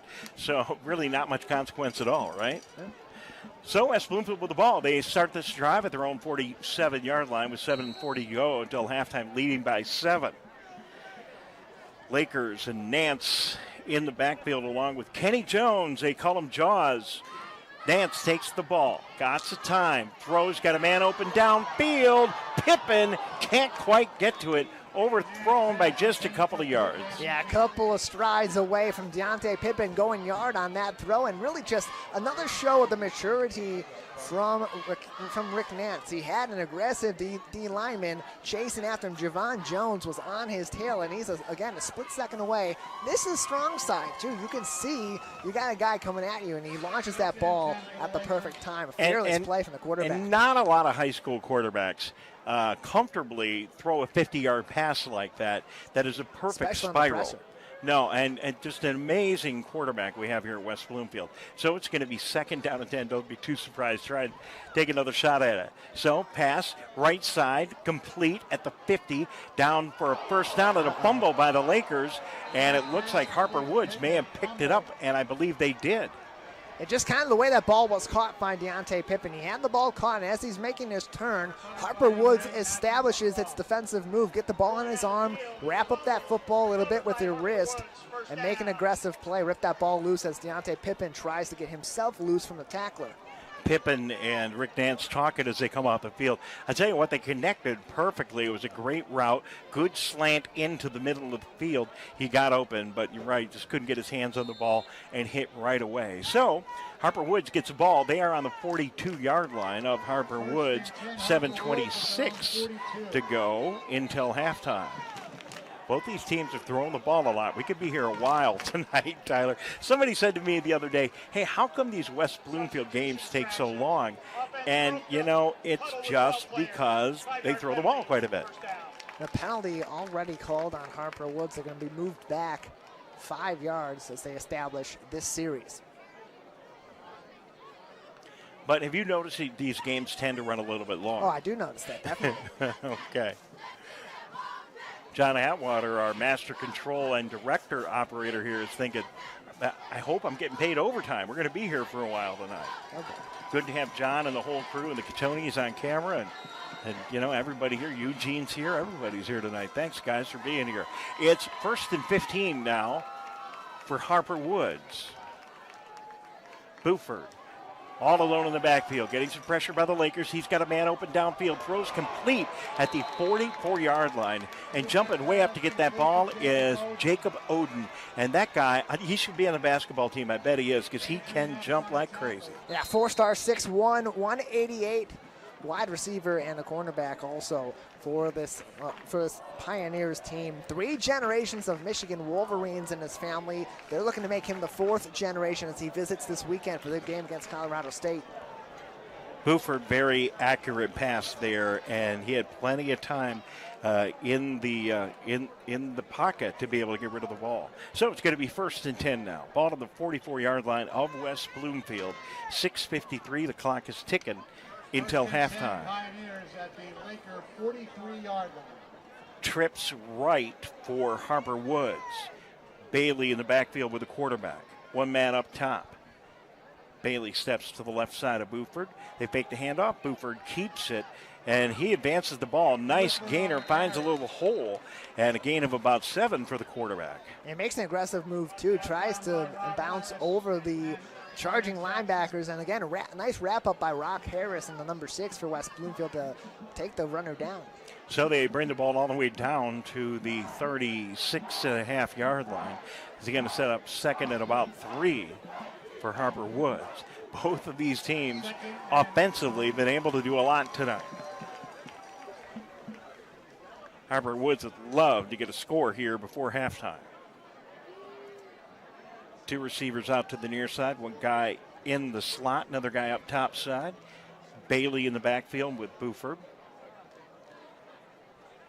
Buford takes his time on these snaps. Now he takes it. Nice block from Bailey. Buford gets the pass off, got a man open, but the ball is out of bounds, and a good fight going on right there between Ramonte Howes and Rob Harris for the Lakers. Yeah, Harris kind of moves up that field into coverage and supporting his safeties who kind of go out to the middle of the field as he establishes his defense against one of their primary wide receivers in Ramonte Howes, a tough guy to guard if you're any defense, and especially for West Bloomfield tonight, as he's a primary target for Stephon Buford. All right, so it's going to be third down now and 3. Big third down for the Laker D. Again, they bring trips right. Up on the top side is Patterson. Bailey and Buford in the backfield. I love that. Bailey and Buford in the backfield. Now the officials call a timeout, indicate a timeout for Harper Woods. Can we get a quick timeout in here, John? Let's take a quick 30-second timeout. You are listening to and watching Laker football. We'll be right back. Connect with local leaders, philanthropists, and more. The Greater West Bloomfield Chamber of Commerce presents the 2022 Leadership Breakfast. Join the Chamber for a morning of insight with guest speaker Laura Graneman, with the whole event emceed by Fox 2 News anchor Roop Raj. Join your local businesses at the Wabeat Country Club September 13th at 8:30 a.m. Order your tickets by September 6th at westbloomfieldchamber.com/breakfast. We'll see you there. Plan a day out, enjoy an exquisite dinner, or soak in the atmosphere at Orchard Lake Mall in the heart of West Bloomfield. Between Maple and Orchard Lake Road, capture the moment at Frameable Faces. Wrap up your back-to-school shopping at Guys and Gals, or get presents for your pet at Premier Pet Supply, and so much more. Visit the Orchard Mall in West Bloomfield, and consider visiting November 26th for their Small Business Saturday. Orchard Mall in West Bloomfield. Welcome back to Laker football right here in 89.3 Lakes FM and Civic Center TV. Dave Scott, Tyler Keith, so good of you to join us. Third down and 3 for Harper Woods. Buford in the backfield. They hand it off and they're going to run it, and I don't think they're going to get the first down. But really no gain. Did a good job by the left side of the Laker off our defensive line. It was Dwight Houston trying to run the ball for Harper Woods and didn't really get it anywhere. And a nice aggressive play defensively from Xavier Davis also to wrap up the ball carry and take him down the backfield. All right, so it's going to be fourth down and 3, and I wouldn't be too surprised at this point in the game and at this point of the field, ball on the 36-yard line. If Harper Woods decides to go, they're having some conversation, and they are going to go. Buford coming back in the field. So here is a big, huge play. Both these teams have been playing, nip and tuck here. Quick substitution for the Lakers, checking back into the game for West Bloomfield is a mystery man, number 4, who we will find out who that is at some point here tonight. Buford all alone in the backfield. 5 receivers split out in the spread offense. And another timeout here taken by Harper Woods. Yeah, they got to get this right. They got to get this first down and, if nothing else, eat some more of this clock before halftime. And if West Bloomfield is going to get the ball back, whether after a field goal or after another touchdown, that they don't have enough time to really make a sustained drive, march up the field like they did the last series, and score any more points. All right, well, thank you very much for joining us, Dave and Tyler and the whole crew here. 4:31 until halftime. Lakers leading 14-7. Tyler, very impressive crowd here tonight. It is so good to see all these people here, and the team's coming back on the field. But we can't show you easily with our cameras, but this is a packed house. This is like postseason crowd here for the Lakers, and it's so good to see our community get inspired and following this West Bloomfield team on this busy Labor Day weekend. So fourth down for Harper Woods. They're going for it. 3 to go on the Laker 36-yard line. Buford in the shotgun. Oh, Lakers might have jumped early, but they are indicating that there was movement on the offensive line, and I think that's the case, and I think they're going to push Harper Woods back 5 yards, Tyler. Yeah, it looked like it may have been confusion with the snap count. It did look like the quarterback had moved, and then the offensive line, the center didn't snap. It's exactly what happened.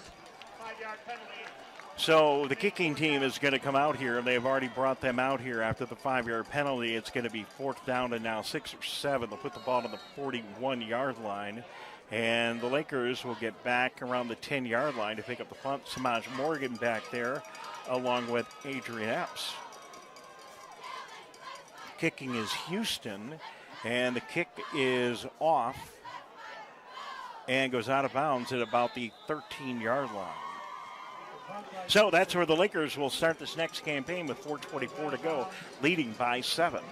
And as we approach the end of the first half in West Bloomfield, at the end of the first quarter in East Lansing, where the Spartans are kicking off the season, 7 points for the Spartans and 3 for the Western Michigan Broncos. Well, it's a good game, you know, and I know there are a lot of Broncos. They would love nothing more than to shock the green and white tonight. We'll keep an eye on that one. Yeah, former West Bloomfield wide receiver A.J. Abbott having transferred in to Western Michigan for the season. All right, well, I'm sure I'll keep an eye. Your green and white team up there is going to do real well. Michigan, what time is the Michigan game tomorrow? It's 12 noon game for 12 tomorrow noon, for early game. Colorado State. We might still be here at 12 Oh, boy. tomorrow. I hope not. So it's 1st and 10 now for the Lakers. They place the ball on the 12-yard line of Harper Woods. The 12-yard line of West Bloomfield, rather. Nance, quarterback, got a man in motion. They fake the jet sweep. Nance takes the ball. He's going to throw it. He's got a man open downfield, but overthrows his receiver. Passes the ball in the direction of DeAndre Hill. Yeah, a little bit high. And you know, Hill's a physical guy. He's able to really run up the field and has a long stride. He's not the kind of guy that's got those great of hops to make that recovery. If that's Deontay Pippen, if that's Samaj Morgan, that ball might be caught with an aggressive move. Nice play, just a little bit too much oomph on that throw. So, incomplete pass, 2nd down and 10 for West Bloomfield.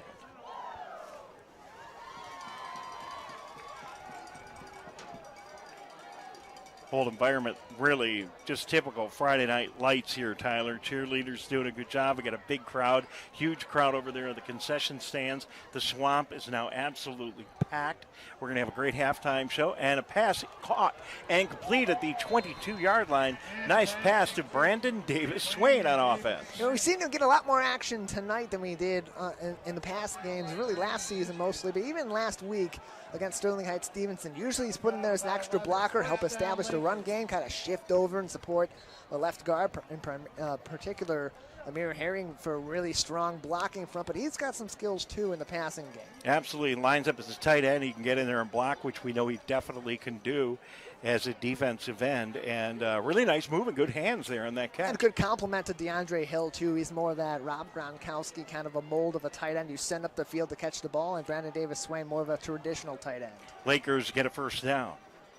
Nance in the backfield, wants to throw, got a man open in the flat. Nice catch by West Bloomfield. Kenneth Jones, Jaws, runs the ball all the way up and is knocked out of bounds at the 40-yard line. And I don't know if the hit was the plan or if they just threw it to Jaws because he was so wide open. Yeah, I think he just had that much space, and you kind of take your check down a little bit early. If you got that kind of space with Kenneth Jones' speed and his ability to weave through the defense, you're going to take that play. It's a smart move by Rick Naz and his progressions. So the Lakers advance the ball all the way up to the 43-yard line of Harper Woods, where it'll be 1st and 10, 3:39 to go until halftime. Lakers already with a 7-point lead, 14-7. Split out to the near side is DeAndre Hill. Nance draws the defense offside with a hard count there. We'll wait for the official call. Yeah, line judge indicating it is an offside.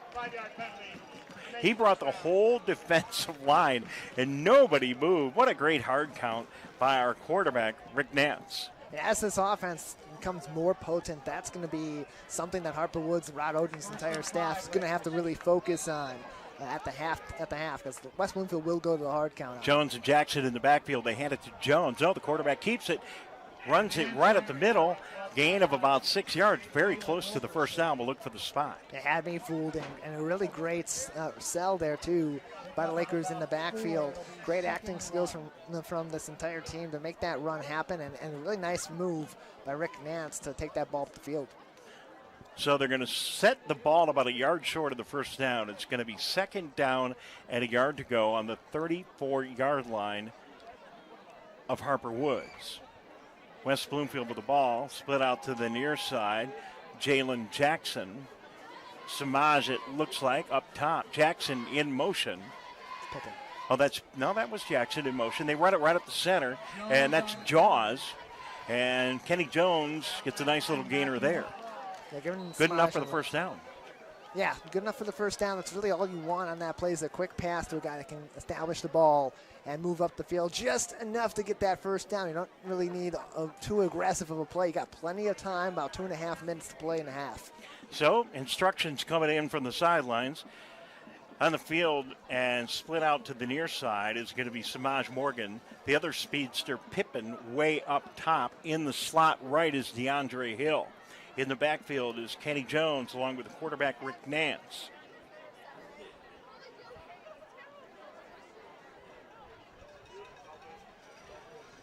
They set. Here comes the snap. They hand the ball off to Jones. He finds a big hole, gets close to the first down at the 20-yard line, and I think they're going to give him a first down or maybe just a yard short. And really nice sweeping block by the offensive line. Perfect schematics there to move the right side of that line outward, move the inside of that line forward, and establish a big hole with options for their running back. A shifty guy like Kenneth Jones, he's going to make a big play out of that. So second down and a yard to go. Nance hands off to Jones again. Jones doesn't get much, but he gets enough for the first down. They'll move the 6 ball to the 20, maybe the 19-yard line. Lakers in the red zone with 1:41 to go, knocking on the door, leading by 7. And the key is all 3 timeouts, too. They can continue to use this run to establish this offense, burn some of this clock, and as they get closer to the end zone, use those timeouts more strategically to read out this defense and get themselves in the end zone, take that 2-touchdown lead. Jalen Jackson in the game. In the slot receiver position on the left side. Samaj Morgan, split far left. Looks like Pippen up top. Jones in the backfield with Nance. It is. Jones steps to the right of the quarterback. Now we get a timeout. And West Bloomfield, actually Harper Woods takes their final timeout here.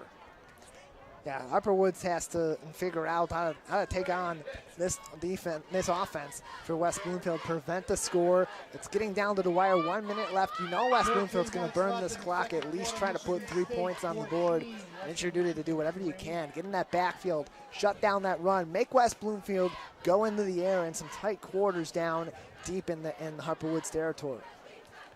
So teams gather up on the field here. It's an awful hot night. I don't know if it's as hot outside as it is up here in the press box. Oh, it is for me. I put the sweater on for television purposes. Man. So everybody your nice sweater there, Tyler. Hey. Looking good. All right. Hey, it's a sweater, all right. All right. I got my long sleeves on, too. We're trying to be formal here. Yeah. All right, so first down and 10 for the Lakers. Ball on the 21-yard line. Again, 2 extremely fast wide receivers split way out to either side of the field. Samaj Morgan on our side, the near side, and the far side, it's Pippen. Man in motion for the Lakers is Jackson. They throw the ball downfield to Samaj Morgan. He catches it in the end zone, gives the audience a look like no big deal, and another Laker touchdown. Yeah, just a perfectly ran route for Samaj Morgan. Gets that open field. Samaj is athletic enough that Rick Nance knows you get a little bit of space. And yeah, maybe the defense is starting to tighten up. Put that in the air. You can throw that ball as high as you want. Samaj Morgan's going to get it. Most of these defensive backs, they won't even be able to compete. All right, so another big touchdown. Put another one in the books for Samaj. Our stat sheet's going to be very full before the season is over. Justin Ward sets up now for the extra point. Here comes snap. And the kick is off, and it is good. Another beautiful kick by Justin Ward. And I tell you what, at one moment there, it didn't look like it was going to go through. They had a little trouble with the handling of the snap. But the Lakers get the extra point. It's 21-7 with 1:02 to go until halftime here in West Bloomfield. And with that touchdown, Samaj Morgan ties himself in the 4th all-time for career passing touchdown, receiving touchdowns for the West Bloomfield Lakers.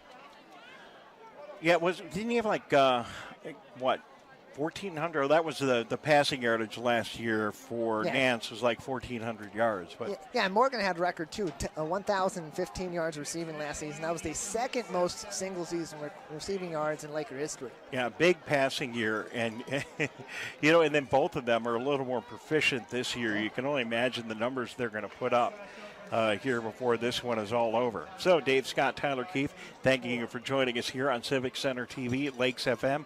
We're on YouTube. We're on Facebook Live. We're on My Michigan TV, and we're wherever you are. Thank you very much for being here. We're here each and every week. Next week, where are we next week? Rochester Hills, Stony Creek comes into the OAA Red, and West Bloomfield begins their OAA Red division schedule. So we're back on the road, and then we'll be back home for a run of a couple of games, not a game to be missed. Clarkston and Family Fun Night on the 16th. That'll be an awful lot of fun. We hope you make that one. Do not miss it. And a huge crowd tonight to kick off this home campaign for the Lakers. They're seeing a dandy 21-7 right now with a minute to go until halftime. Lakers kick it off. Take it at the 15-yard line to the 20 to the 25, and the receiver breaks free, knocked out of bounds, and a great defensive job there by Rob Harris to make sure that didn't go any further. Yeah, take him right to the sideline, get a good push on him, prevent him from getting any further up the field, and credit to Rob Harris, because Monty House made an aggressive move forward, and Harris just decided, okay, fine, I'm not going to push you out of bounds. I'll be aggressive. I'll wrap you up, and I'll throw you out of bounds. So the Laker defense makes their way back in the field. Harper Woods with the ball. 1st and 10 on their own 36 with under a minute to go. They have used all of their timeouts, so they have no timeouts left. Lakers have all of theirs. I don't know that that's going to make a big difference. Let's see what Harper Woods does here.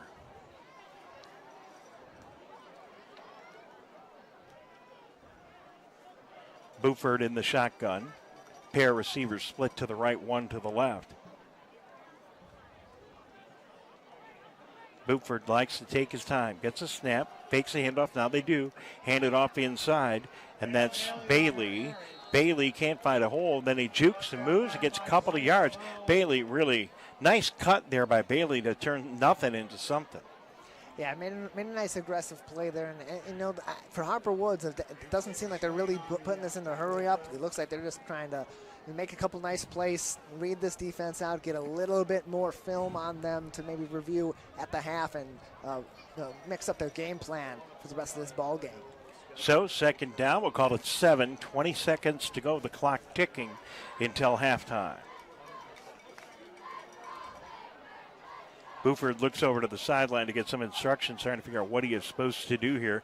Clock is ticking away, takes the snap. He's going to look downfield, throws a long bomb, got a man open, ball thrown just a little short in the direction of Howes. Incomplete. Howes had to turn on the brakes and try to get back to the ball. Incomplete, and that is going to end the first half. So an interesting first half, very competitive. Nonetheless, the Lakers are up 14. It's West Bloomfield 21. And Harper Woods 7. We'll be back with our halftime activities in just a couple of minutes. You are listening to Laker football on Civic Center TV, Lakes FM, on Facebook, on YouTube, and on My Michigan TV. And we will be right back. Connect with local leaders, philanthropists, and more. The Greater West Bloomfield Chamber of Commerce presents the 2022 Leadership Breakfast. Join the Chamber for a morning of insight with guest speaker Laura Graneman, with the whole event emceed by Fox 2 News anchor Roop Raj. Join your local businesses at the Wabeat Country Club September 13th at 8:30 a.m. Order your tickets by September 6th at westbloomfieldchamber.com/breakfast. We'll see you there. Plan a day out, enjoy an exquisite dinner, or soak in the atmosphere at Orchard Lake Mall in the heart of West Bloomfield. Between Maple and Orchard Lake Road, capture the moment at Frameable Faces. Wrap up your back-to-school shopping at Guys and Gals, or get presents for your pet at Premier Pet Supply, and so much more. Visit the Orchard Mall in West Bloomfield, and consider visiting November 26th for their Small Business Saturday. Orchard Mall in West Bloomfield. Hey Laker fans, do you know a friend or neighbor that volunteers in Greater West Bloomfield? We would love to help you recognize them at the 51st Annual Michigan Week Awards. Countless members of the communities of Orchard Lake, Keego Harbor, Sylvan Lake, and West Bloomfield give their time and talent daily without regard for recognition. You can help recognize these individuals and organizations at our awards breakfast next year on May 12, 2023. Nominate your neighbor or organization starting January 28, 2023. Go to michiganweek.org for details. Fire Prevention Week is just around the corner. Join volunteer, part-time, and on-call firefighters at this year's Fire Open House. Catch up on your fire safety knowledge with live demonstrations and hands-on activities.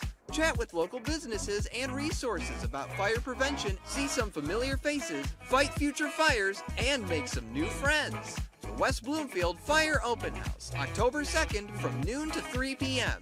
at Fire Station 1 on Orchard Lake Road.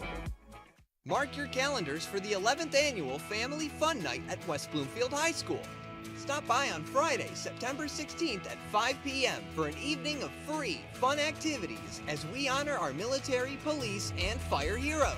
Plus, stick around to see Laker football take on Clarkston at 7 p.m. To find out more, scan the QR code on your screen or visit wbsd.org/community/family fun night.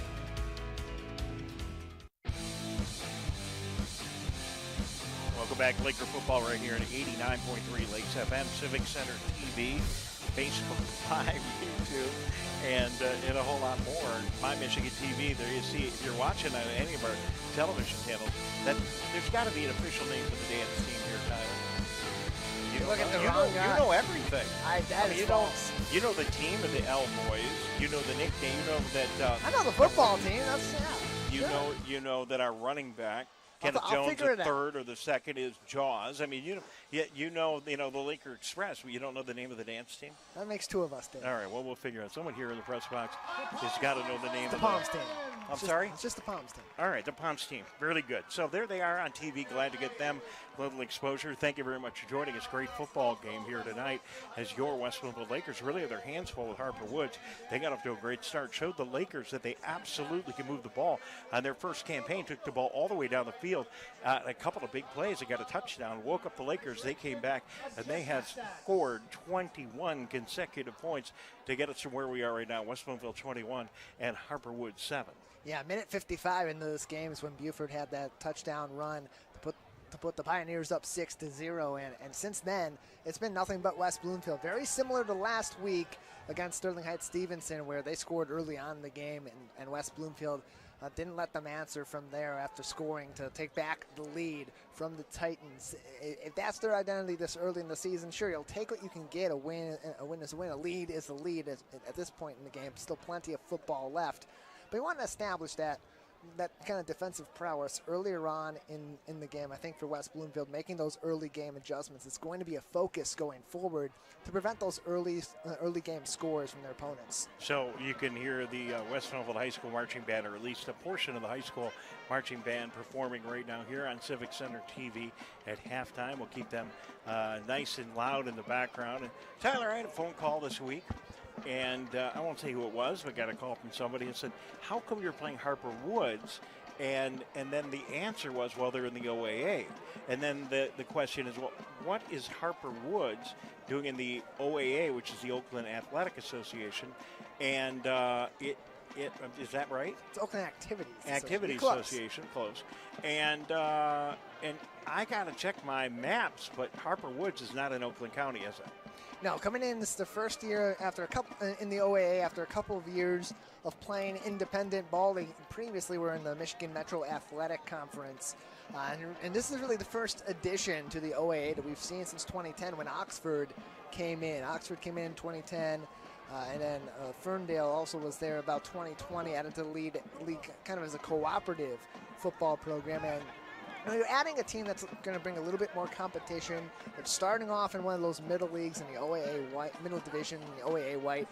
Lets the OAA go back to 4 divisions, the red, the white, the blue, and the gold division at the bottom of the OAA, and puts another really competitive team in this conference to allow teams to be maybe a little bit more aggressive, play a little bit more to the strength of Southeast Michigan football, and really, establish more of these OAA teams being able to get into playoff action. Well, listen, you got to want to have good competition to really claw your way into the OAA, because this is a competitive conference, especially the OAA Red. We got Adams, we got Clarkston still in here. They're a handful. We're in here, right? I mean, this is very competitive. The OAA in general, and then you've got, in the other divisions, you've got some great schools. Oak Park, Southfield A&T, and I'm sure I'm missing a lot of other really good teams here. But this is a very competitive conference. Yeah, and Harper Woods coming into the OAA white, where Southfield A&T moved down. They're very hot team this year as well, even after their loss this week to Clarkston. Great win in week 1 against Cass Tech to kind of establish themselves as one of those teams that's going to be there and going to be a threat for a lot of these up-division teams and in-division teams. So Southfield A&T, Groves is always a pretty good team. Harper Woods is there, of course. Oak Park, another team that, they've had a couple of off years, but when they're back, they're going to be back and be a contender in the OAA White. And then you have Bloomfield Hills High School and Rochester also making out that division. And they're playing up Division 2 and some pretty tough competition as they enter the OAA. So as we take a look at the OAA, let's take a look at schedules. Why don't we start at home and talk about our schedule and how that thing shapes out throughout the year, Tyler. And, already very interesting and new in that we're playing on a Friday night on Labor Day weekend. I didn't even think anyone played high school football on Friday night on Labor Day weekend, but we are, and a lot of other teams are, and some college football like the Michigan State game going on. But it's an interesting schedule. We started down at Wayne State. Now we're here with an absolutely huge crowd. The Labor Day weekend thing worked out pretty well. We got a big crowd following the Lakers tonight. And then where do we go from here? Yeah, from here next week, of course, it's our first true away game, not on neutral territory like week 1, going into OAA Red play. This is really where the season, next several weeks, are going to really establish, is this Laker team a championship contender or just a really good team out of the OAA Red? You're going into Stony Creek, currently 2-0 in the OAA Red division, going to be on the road in Rochester to play Stony Creek. After that, you come back home. It's the Family Fun Night. It's a big game, the rivalry against Clarkston. And then after that, arguably the biggest game of the year. Usually that's the Clarkston game. This year, it's the one that everybody has circled on their maps. Going on the road back to Rochester Adams, a rematch of late in the playoffs last year, where, of course, Adams had West Bloomfield's edge 14-13 and went on to be the state runner-up in Division 1, losing to Belleville. Yeah, and that was such a huge game, just losing that game by 1 point. And I saw them on the schedule. I thought, Rochester Adams, how come we're playing them on the road? Didn't we play them at home? And I forgot that we played them at home in the very first game of the season. Then we lost at their place. They got a great facility. They're a great team. We're looking forward to going over there. And I'm sure we're going to take a lot of fans. Everyone's going to be there. And beyond just the fans that we take, one of the things that is really exciting to me, and it's the evidence is right here tonight, is that we have a lot of people in this community very excited about Laker football. But I think there's probably a lot of other just football fans that are here tonight, too. People that saw West Bloomfield Friday night, an off night, maybe their team wasn't playing, they decided to head over. I mean, that used to be Brother Rice or Harrison. Now a lot of people are starting to come over to West Bloomfield, and we got a packed house here tonight. Yeah, it's a really nice turnout, too, from the Harper Woods faithful. About 75%, I'd say, of the stands on the away side of the field are filled with Pioneer faithful there. So really nice turnout, and as you said, full stands here for West Bloomfield. People are on the hill also watching the game, and I think there's a lot of excitement behind this team. After last year, a little bit of a disappointment despite having an exceptional season. The only losses of the year to Rochester Adams. The year before, that championship year, the state championship, with so many of these games not really being able to be participated in from the fans in the traditional sense. So kind of having that first full year back at the Swamp, supporting your team with a team that's going to be really good this year. I know why everybody's here. Look at them. It's the Laker cheerleaders right out in the middle of the field. The whole package here. It's great Friday Night Lights action. But seriously, if you think back for a second, and we'll take a break in a moment. If you think back, last beginning game of the season here was Rochester Adams last year. If I have all my years correct in my head, and you know I'm getting older, that was the first game that we had after we won the state championship, right? So we came back here, and there weren't that many people here. I mean, the buzz hadn't really got around. Oh, they won the state championship, but they're this, up-and-coming program that Ron Bellamy built over the last 10 years, right? And it just, the buzz wasn't there yet. I didn't feel it. Now you look, and there weren't that many people here for that Rochester Adams game last year. Now, West Bloomfield and Rochester Adams get together. Now it's going to be a different deal. But that was a different day. And tonight, this place is jamming. It's packed. So I love the Friday night thing. Maybe it's the Friday night Labor Day. I think a bigger deal is the community has woken up to this team. And I think high school football in general has woken up to this team, and it's going to be like this from now on. Yeah, especially if you're playing in a division like the OAA Red, where you have so many teams that aren't just contenders for the championship in the division, or even as one of the top teams in the league at large, but our state championship contenders. Clarkston's always right there. Of course, Rochester Adams was the runner-up a year ago, and they're bringing back a lot of those key players across the board. Parker Picotte, the quarterback. Brady Priestcorn also at the tight end is the guy that's getting a lot of looks from the next level. They're bringing back a lot of guys. Tony Petrito is in his 20th season at the helm, one of the best coaches in all of high school football. And so there's so many great opponents for this team. This is such a strong league. It's no wonder that so many people want to see West Bloomfield play football. All right, well, it could be more exciting. And speaking of that, real quick before we go to break, look for an article in West Bloomfield today that Tyler wrote that's spectacular, coming out any day, talking about the community involvement and the excitement surrounding Laker football. We're going to take a break. We'll be back in a couple of minutes, about 2.5 minutes away for the kickoff of the second half. It's West Bloomfield 21, Harper Woods 7. We're right here at the Swamp, and we'll be back in a moment. You are listening to and watching Laker football. Connect with local leaders, philanthropists, and more. The Greater West Bloomfield Chamber of Commerce presents the 2022 Leadership Breakfast. Join the Chamber for a morning of insight with guest speaker Laura Graneman, with the whole event emceed by Fox 2 News anchor Roop Raj. Join your local businesses at the Wabeat Country Club September 13th at 8:30 a.m. Order your tickets by September 6th at westbloomfieldchamber.com/breakfast. We'll see you there. Plan a day out, enjoy an exquisite dinner, or soak in the atmosphere at Orchard Lake Mall in the heart of West Bloomfield. Between Maple and Orchard Lake Road, capture the moment at Frameable Faces. Wrap up your back-to-school shopping at Guys and Gals, or get presents for your pet at Premier Pet Supply, and so much more. Visit the Orchard Mall in West Bloomfield, and consider visiting November 26th for their Small Business Saturday. Orchard Mall in West Bloomfield.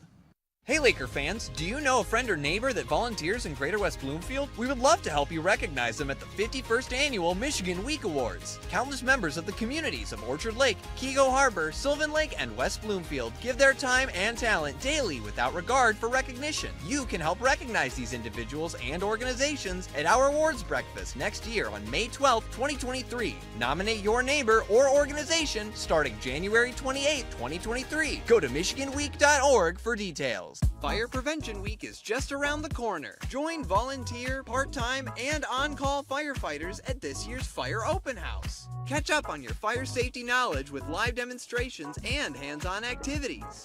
Chat with local businesses and resources about fire prevention, see some familiar faces, fight future fires, and make some new friends. The West Bloomfield Fire Open House, October 2nd from noon to 3 p.m. at Fire Station 1 on Orchard Lake Road. Mark your calendars for the 11th Annual Family Fun Night at West Bloomfield High School. Stop by on Friday, September 16th at 5 p.m. for an evening of free, fun activities as we honor our military, police, and fire heroes. Plus, stick around to see Laker football take on Clarkston at 7 p.m. To find out more, scan the QR code on your screen or visit wbsd.org/community/family fun night.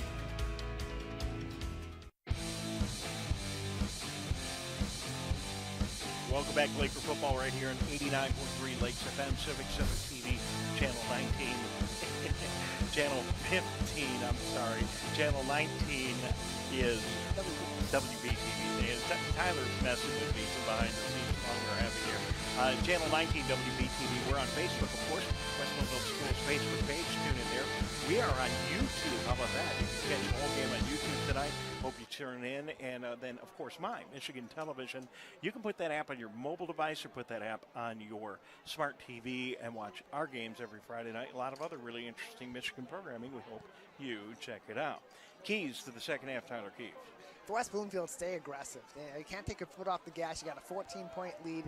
It's been a long week. You're coming off a really good showing in the first week against Sterling Heights-Stevenson. You got to continue to play aggressive and attack this defense. And again, the discipline tonight for the Lakers has been so much better than it's been in the past. Just a couple of penalties even tonight.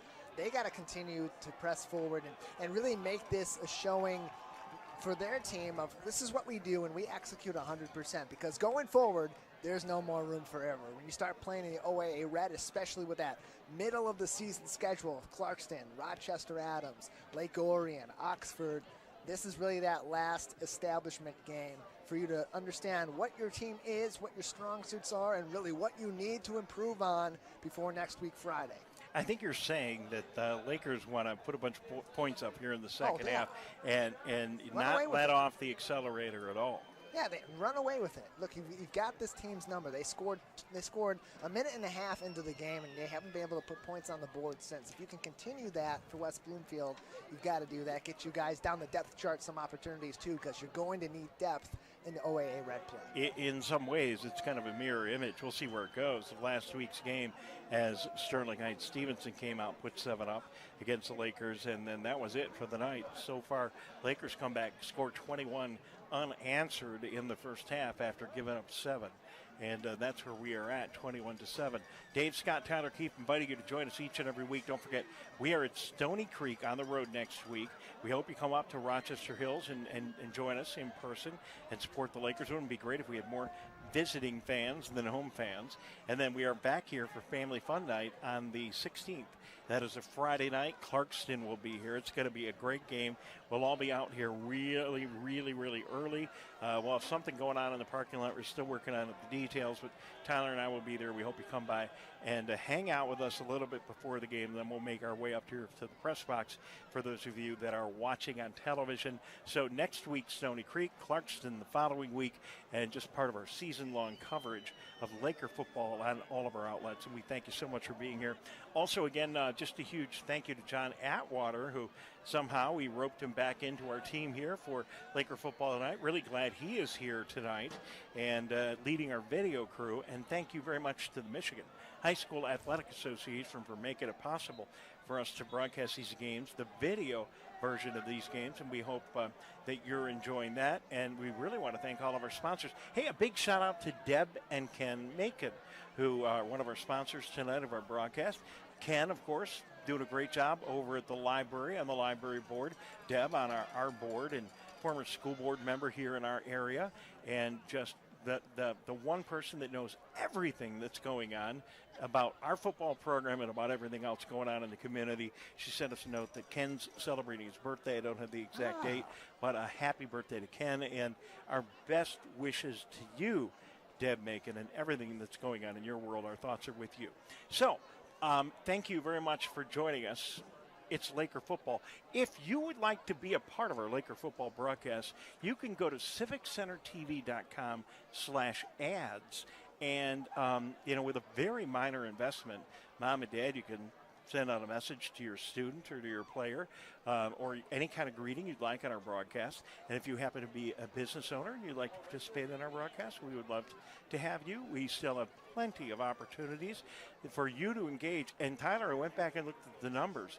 Thousands of people watched the game last week, and I'm sure that we have another big audience tonight. So thank you very much for being a part of it. It's all the result of this amazing Laker football team that now picks up the kickoff at the 20-yard line and advances it to the 30, 35, the 40, and out of bounds at the 42-yard line, and that is West Bloomfield's Lyle Macy, I believe, advancing the ball. Did I get that right? West Bloomfield getting pretty good field position to start this drive as they bring it up the field and get near the midfield line. They'll start off at about the 39-yard line. All right, so I hope I got the run back correct. If not, I apologize. So it's Lakers ball on the, they place it finally in the 41-yard line. 1st and 10 for West Bloomfield. And here comes your Laker offense leading 21-7, third quarter here at the Swamp. You can hear the fans, big crowd here tonight in West Bloomfield. Rick Nance set up all alone, spread offense, 3 receivers right, 2 to the left. Nance getting instructions from the coaching staff on the sidelines. Now he sets, takes a snap, got a receiver open on the near side. It's Pippen. Pippen gets up across the 50 and very close to a first down. Yeah, nice outside pass, gets about 7 yards there. Pippen right at the sideline, and good aggressive move by the defense too to kind of sweep toward the sideline, upfield beyond the 50, force Pippen to try to go out of bounds, but also not allow him to stop that clock. All right, 2nd down and 1 after the nice pass to Pippen. Good to see them throwing those short yardage passes on first down. Split out here to the near side of Samaj Morgan.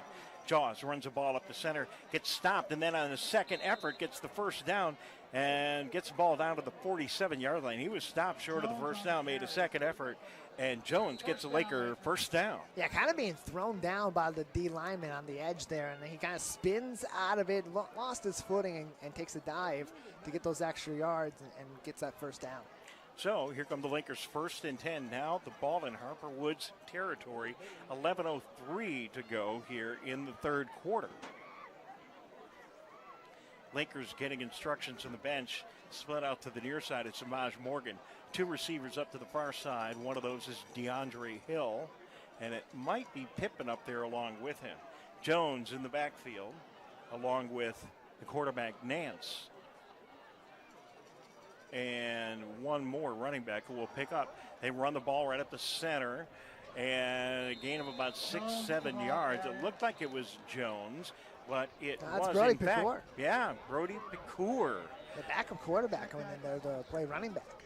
Well, and I'll tell you what, he just drove through the defensive line. Good gainer there. Just pushed his way forward. Didn't have much of a haul, and he just pulled his way forward. You're going to be a quarterback for the Lakers. You better be able to run the ball and run the ball aggressively. So getting them some reps in that regard, pretty good move for the West Bloomfield Lakers offense. Lakers back to a standard backfield with Jones back there. Jet sweep. Left side, Lakers don't get free. It's Jalen Jackson, and he's caught for a loss, or maybe no gainer on that one. A loss of about 2 or 3. Yeah, sophomore defensive end, the edge. Bryant Weatherspoon wraps him up there outside and brings him back a bit. Gets in the backfield and a good tackle for Harper Woods. Didn't look too happy coming off the sideline. Samaj Morgan says, hey, we'll get him next time. Split up to the far side for the Lakers is Allison. Checking in is Jackson. Jackson will be in the slot right. Samaj Morgan and Pippen both split out to the left side. Remember what we saw last time. Pippen kind of as that defensive screen to establish Morgan closer to the up man. Spread offense. Nance finds a hole. Now he's going to run and keep it. Gets down to the 40. The first down out of bounds at the 37-yard line. Good coverage in the secondary by Harper Woods. Nance didn't see anything, but they didn't account for the quarterback. First down, Lakers. Yeah, a little second-level guys kind of go into coverage, and Rick Nance knows I got an opportunity to ditch this play. Plenty of open space to the left, and he's going to outrun most of these guys on any defense, especially this front for Harper Woods and the Pioneers, and a nice first down play. So the Lakers have the ball now, leading 21-7 on Harper Woods' 37-yard line. Samaj Morgan on the near side. I think we got Allison split up top. Morgan now open right side, overthrown. No, he makes the catch one-handed. Gets the first down, and I'm telling you, I thought that ball was overthrown. You're hearing the howling of the crowd because he jumps up with one hand, brings the ball in, and an amazing catch by Samaj. Yeah, again, just one of those guys who can throw kind of those acrobatic passes. You have an opportunity there to get to your guy. You can throw it a little bit high because he's going to out-jump these guys. He's more athletic. He can catch the ball in traffic. It's just one of the many skills that makes Samaj Morgan the most dangerous guy offensively. I can't wait to get home and watch the replay on YouTube TV tonight when I get home. Amazing. So the Lakers, again, spread offense. Pass in the flat, good. Caught right there by DeAndre Hill. No one around. DeAndre Hill went out about 5-6 yards, turned around, was all alone, caught the pass. Yeah, one guy to beat, 6'4", 210, going up against Jacob Oden, about 6 feet and 180 for the Pioneers. That's a battle you're going to win on the tight end. I think when the Lakers spread the offense like that, they're really confusing the Harper Woods defense, and very difficult. The Lakers have so many weapons. You know, where do you focus your efforts defensively? And it's got to be tough for the linebackers. There was nobody right there in the middle of the field to defend that play. So we're going to take a quick break. We will be back in 30 seconds. You are watching to and listening to Laker football right here in 89.3 Lakes FM and Civic Center TV. Connect with local leaders, philanthropists, and more. The Greater West Bloomfield Chamber of Commerce presents the 2022 Leadership Breakfast. Join the Chamber for a morning of insight with guest speaker Laura Graneman, with the whole event emceed by Fox 2 News anchor Roop Raj. Join your local businesses at the Wabeat Country Club September 13th at 8:30 a.m. Order your tickets by September 6th at westbloomfieldchamber.com/breakfast. We'll see you there. Welcome back to Civic Center TV, Lakes FM, 89.3 FM, the Big 89. Tyler Keefe and Dave Scott enjoying ourselves on this Friday night under the lights at West Bloomfield High School. Lakers 21 and Harper Woods 7, 8:13 to go until the end of the third quarter. Lakers knocking on the door. They're in the red zone. Nance in the backfield. No pressure, sweeps right. Finds a man open in the end zone. Caught. Touchdown! Pippen all alone in the back of the end zone. Yeah, really nice pass again. An athletic move in the back of the end zone.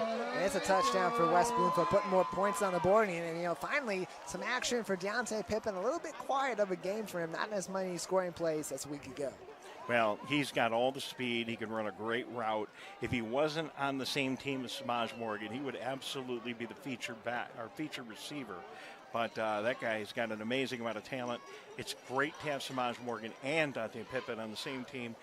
He was a great guest on This Week in Laker Football. Really interesting to hear from him. And a fantastic touchdown, 27-7. Lakers now kick the extra point, and this one is going to be no good. So that's where the score will stand. West Bloomfield 27, Harper Woods 7. We're going to take another quick timeout. You are watching and listening to Laker Football. We will be back in a moment. Connect with local leaders, philanthropists, and more. The Greater West Bloomfield Chamber of Commerce presents the 2022 Leadership Breakfast. Join the Chamber for a morning of insight with guest speaker Laura Graneman, with the whole event emceed by Fox 2 News anchor Roop Raj. Join your local businesses at the Wabeat Country Club September 13th at 8:30 a.m. Order your tickets by September 6th at westbloomfieldchamber.com/breakfast. We'll see you there.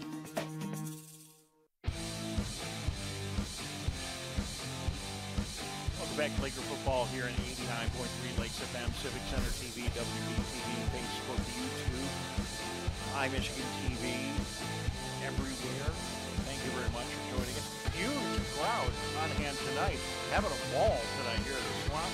Lots of students on this Labor Day weekend getting ready to celebrate all kinds of fun. Michigan State, Michigan, Arts Beats and Eats, Jazz Festival downtown. Couldn't be more fun in Metro Detroit. And if you're going to go up north, the Mackinac Bridge Walk, of course, on Labor Day weekend. All kinds of fun. What a great way to get it all kicked off with a high school football game here in the Swamp and a huge crowd. The Lakers leading now 27-7. So West Bloomfield will kick the ball. Ryan Krauthammer for the Lakers. One man deep to get the ball for Harper Woods. Looks like it is Howes. Ball in the hands of Howes at the 5-yard line. Advances to the 10, to the 15. Try to get outside. And a great tackle. Not able to turn the corner. And a really nice job by West Bloomfield. Howes on the return, brought down by Bryce Rowe. Trying to figure out who it is. Bryce Rowe is actually Bryce Rowe, number 4. The 4 today. Okay. Usually in number 24. He's number 4 for West Bloomfield today. All right, I'm going to mark that on my program. Bryce Rowe. And really great tackle, regardless of what number he is wearing tonight. And he was just able to pursue speed on special teams, working out really well for the Lakers tonight. So, special teams comes through, ball to the 15-yard line, 1st and 10 now for Harper Woods. 8 minutes left until the end of the third quarter.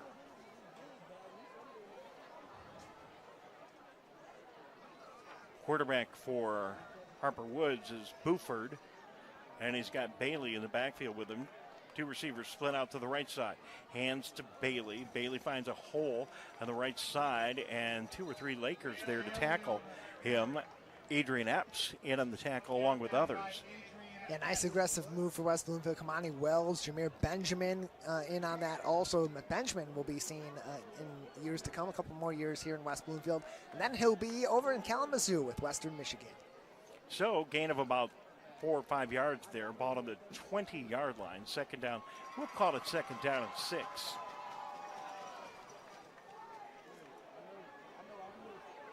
Again, this is kind of my pet peeve, you know that. I just wish we had a play clock at these high school fields. No play clock here. They're not going to throw a flag. There just doesn't seem to be. It takes away an interesting part of the game. It really wasn't all too big of a factor even last week downtown as West Bloomfield played Stevenson at the Zenith Prep Kickoff Classic. Buford takes the snap, got a receiver open at the 15-yard line, and the ball is dropped there by Howes. He was wide open, Tyler, and I think he was so wide open, he was getting ready to turn upfield, and he didn't really have full possession of the ball. Yeah, it's one of those things where you're making an aggressive move on the ball, and maybe you don't secure it first before you make that turn, and kind of slips out of your hands. So it's going to be third down, a big third down and 7 for Harper Woods.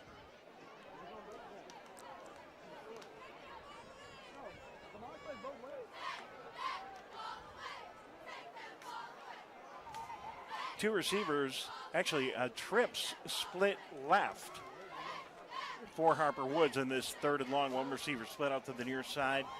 Bailey in the backfield with the quarterback Buford.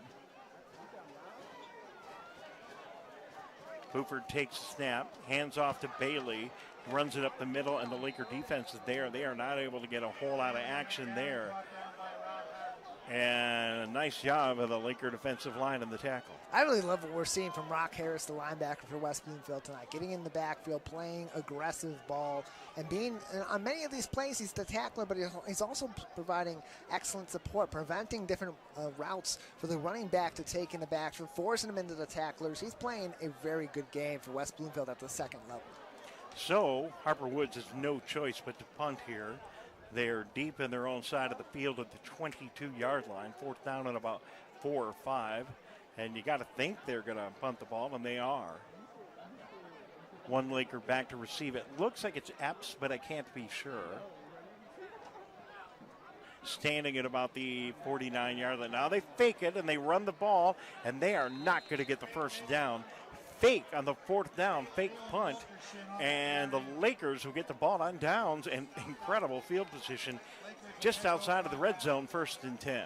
Yeah, I think this is one of those points where Rod Oden and his offense, and they're really thinking about, well, are we going to be able to move this ball up the field aggressively against West Bloomfield? Are we going to be able to play conservatively against them, punt this ball off, or do we need to try some trickery here, see if we can pull one past them and just continue to inch along and establish this offense? It's a risk they felt that was worth taking. Now West Bloomfield could really put this game away. All right, Lakers trips left, including DeAndre Hill. And one receiver up top looks like Sambaj Morgan. They run the ball up the middle. That time the run by Josh Tate, I believe. And gain of about 3 or 4 yards. Nice gainer on 1st down. Yeah, Tate had a really nice showing last week at Sterling Heights Stevenson. I think that's part of the reason that we're seeing him at this point in the game. And some of these other guys down the depth chart as well. We've seen a lot of action tonight from Kamani Wellens, the linebacker on the defensive side of the ball. That's one of those benefits of having kind of an early garbage time, so to speak, in week 1 against the Titans, is seeing some of those guys down the depth chart you can put into these critical situations. Ball to the 18-yard line. Lakers in the red zone. Pass completed at the 10-yard line. Good to DeAndre Hill. Yeah. Hill gets some extra yards after the catch. Gets the ball all the way down to the 8. He's just so physical. He's got that size. 6'4", 210 pounds for West Bloomfield, and an athletic guy, too. Great after the catch, and showed it there. It took about 3 guys for the Pioneers to take him down. So it's going to be 1st and goal now. Ball again on the 8-yard line. Josh Tate remains in the backfield along with the quarterback. Nance hands it off to Tate. Finds a hole. Now he sweeps around the left side, trying to get free, breaks the tackle, down to the 5, finally pushed out of bounds, making the 2nd, 3rd, and 4th effort to gain yardage. Had a nice run there by Tate. Yeah, really competing for touches, too. I mean, the more he performs like that, the more he plays aggressive, especially as a sophomore. He's really establishing himself as potentially the running back of the future for this Lakers team, with Ralph Rogers being a senior and Kenneth Jones being a senior as well. Tate checks out after a couple of nice runs. Ralph Rogers checking into the backfield for the West Bloomfield Lakers along with Jaws. Split out to the near side is Samaj Morgan. Jaws runs it up the middle. He's going to get a Laker touchdown. Nobody touches him. 6 more for West Bloomfield. Give a credit to this offensive line. They're opening up these little holes for Kenneth Jones, knowing he's kind of a shifty back, got the speed, going to really establish his run high and shift his head around to look for whatever openings might be there. Great play for Jaws. Well, Coach Grice said he wanted to get Jaws into the game more this week. He wanted to use the running game, have more of a balanced attack this week, and that's exactly what the Lakers have done. They get another one on the ground. Good job for West Bloomfield. Score is now 33-7 as we stand by for a Justin Ward extra point attempt. Special teams, Ward out in the field. Here comes a snap. Kick is down. It is up. It is going to be just barely through the uprights. No, they say no good. Now the extra point is no good. So at 4:01, it is West Bloomfield 33 and Harper Woods 7. And we will take a break. You are listening to and watching Laker football right here on 89.3 Lakes FM and Civic Center TV. Connect with local leaders, philanthropists, and more. The Greater West Bloomfield Chamber of Commerce presents the 2022 Leadership Breakfast. Join the Chamber for a morning of insight with guest speaker Laura Graneman, with the whole event emceed by Fox 2 News anchor Roop Raj. Join your local businesses at the Wabeat Country Club September 13th at 8:30 a.m. Order your tickets by September 6th at westbloomfieldchamber.com/breakfast. We'll see you there. Plan a day out, enjoy an exquisite dinner, or soak in the atmosphere at Orchard Lake Mall in the heart of West Bloomfield. Between Maple and Orchard Lake Road, capture the moment at Frameable Faces. Wrap up your back-to-school shopping at Guys and Gals, or get presents for your pet at Premier Pet Supply, and so much more. Visit the Orchard Mall in West Bloomfield, and consider visiting November 26th for their Small Business Saturday. Orchard Mall in West Bloomfield. Welcome back to Laker football right here at 89.3 Lakes FM. Thank you for listening on the radio. We still love all you guys that listen on the radio. That is cool, too. Ball is kicked off by the Lakers. Howes gets it at the 10 for Harper Woods. He breaks free. 10, 15, 20, 25, 30. Only 1 or 2 Lakers to beat. He gets around the corner. 30, 20, 10, 5. Touchdown. And Howes with a 95-yard kickoff return wakes up the Lakers and puts 6 points on the board for Harper Woods. And he just made a really aggressive move to the sideline on that kickoff. He has the speed and is finally able to show it. A couple of good upfield blocks early establish his ability to get up the field, and a really, really nice play to get back on the scoreboard scratch that itch for the Pioneers and get 6 points. You saw it on TV. What was really amazing, Tyler, is what he did around midfield when he really did not have the angle on 2 or 3 of the Lakers defenders. He just ran right by him. The same kind of thing we're used to seeing Samaj Morgan doing, the same kind of thing we're used to seeing Pippen do. Howes was able to take his speed and get 6 points, exactly what Harper Woods needed. 33-13 now, and they are setting up for the extra point. High snap, kick is up. It looks like it is going to be good, and it is. So it's West Bloomfield 33 and Harper Woods 14. You're Coach Grice, and you get nailed on special teams. Tyler, what do you say to the team on the bench? It's a real quick conversation. You got to watch the sideline. You got to be vigilant of where these guys are going to go. You got the middle established, and that sideline, it's easy to kind of let that not be defended up the field a little bit and maybe be not so tightly defended. And once you get that little hole there for a guy, especially with the speed of Howes, that can be dangerous real quick. All right, very good. So a nice special teams effort by Harper Woods. Having difficulty putting points on the board on offense, they put it on the board with special teams, and the Lakers now leading. After a victory of 47-7 last week, the Lakers and a 1-0 record against Harper Woods, 1-0, are now leading. 3:47 to go in the third quarter, 33-14. West Bloomfield seemingly still in control of this game. Let's see what they can do with it offensively. Back to receive the ball for West Bloomfield. Always difficult to pick this up, but it looks to me like it might be Rowe here on the near side. No, I'm wrong. Might be right. It might be Rowe here on the near side, and I can't quite pick it out on the, might be Samaj on the far side. It is. Ball kicked in the direction of Rowe. He bobbles the ball up to 20, picks it up, gets to the 30, 35, still on his feet. He's got a blocker in front of him, up to the 50, and finally knocked out of bounds. And a great run back by Rowe. Bryce Rowe right there. And I'll tell you what, he did a good job. Good job by Harper Woods getting him out of bounds, but a fantastic return. Just like we talked about the previous kick return, it's all about how you guard that sideline. In this case, Harper Woods up the field a little bit more awareness than West Bloomfield had on the previous kick, probably because of the way that their kick return for a touchdown was established and able to stop Bryce Rowe shortly after he gets past the 50-yard line. So the Lakers will end up with the ball that's spotted on the 42-yard line of Harper Woods. 1st and 10, 3:39 to go. West Bloomfield 33, Harper Woods 14, 3:39 in this, the third quarter. Rick Nance in the backfield along with Ken Jones. Trips right. They hand it off. No, it's not Jones. They hand it off this time to Ralph Rogers, and Rogers gains about 2 or 3 yards.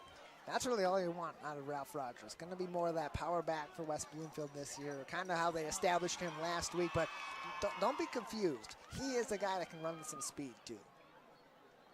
So Jones now checks into the game. We've got Deontay Pippen split to the far side. Samaj Morgan checks out. Lakers hand it this time to Jaws. Breaks free around the left-hand side. Nice cut inside down to the 30-yard line. Good for a Laker first down. Penalty flag in the Laker backfield in an area where we usually see holding, and it looks like that's the preliminary call. That's what the line judge has indicated. Going to be a hold there, a little bit too aggressive on the O-line to get his running back a hold. So that penalty will be at the 38, set the ball back to the 48-yard line where it will be second down, and they'll need to get the ball to about the 32 for a first down. But, really looking at Lakers have been relatively penalty-free, not only tonight, but last week's game as well. Very impressive. This is a team that has a history of a lot of penalties and way too many mistakes, and they've been playing much cleaner this year. So it's going to be second down and 18 to go.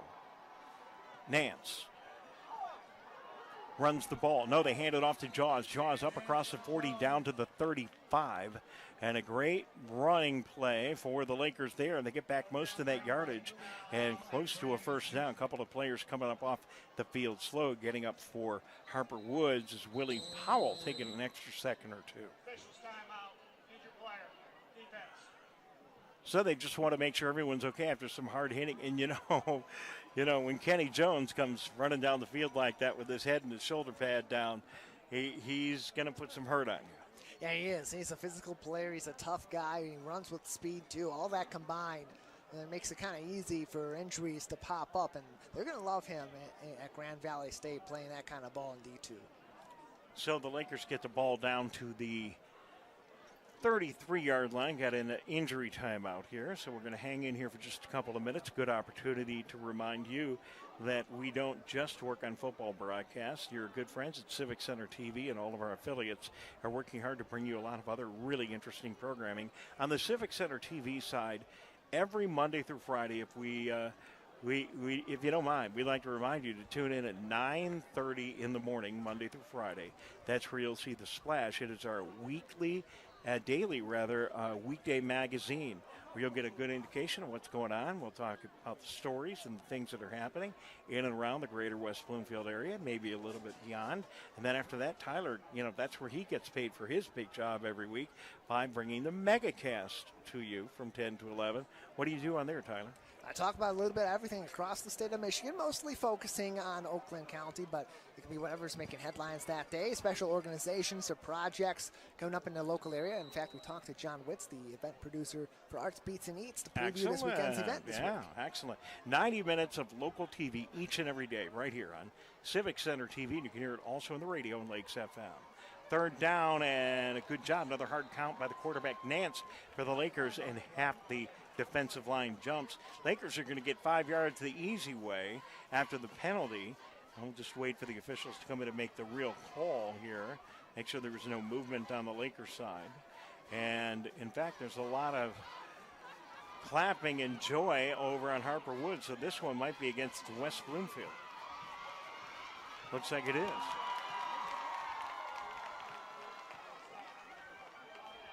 False start by the Lakers. They'll move the ball back 5 yards, setting up third down and about 8 now.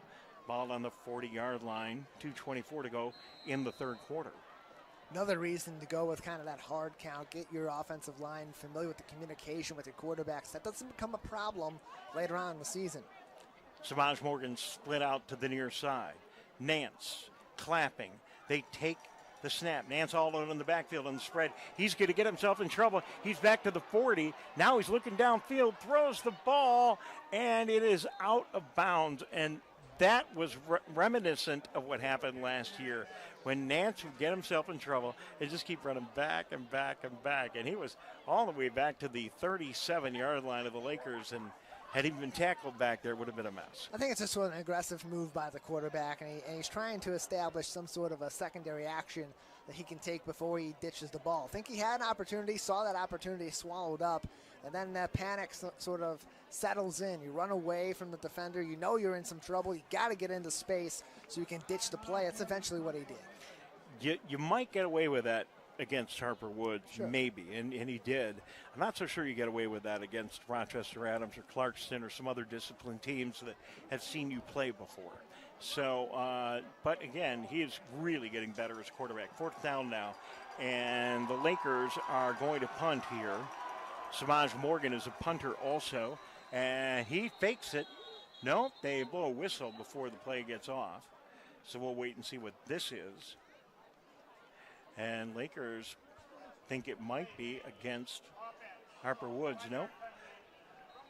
Another penalty against the Lakers, so they'll move him 5 yards back one more time and punt one more time. Yeah, there the call was delay of game. As you mentioned earlier on, no play clock here in high school for most of these schools. Only one we can really think of in the local area that has one is Lake Orion. Well, they're going to march us off against Harper Woods. That's a change. Initially called delay of game. I'm speechless. So we'll just take it, and it's going to be fourth down and 3, and this changes the whole game plan. Lakers are not going to punt. Ball on the 35-yard line. They just got to get 3 yards for first down. Now the offense comes back in, and everyone is changing up players here, and they're going to direct snap it to Jaws.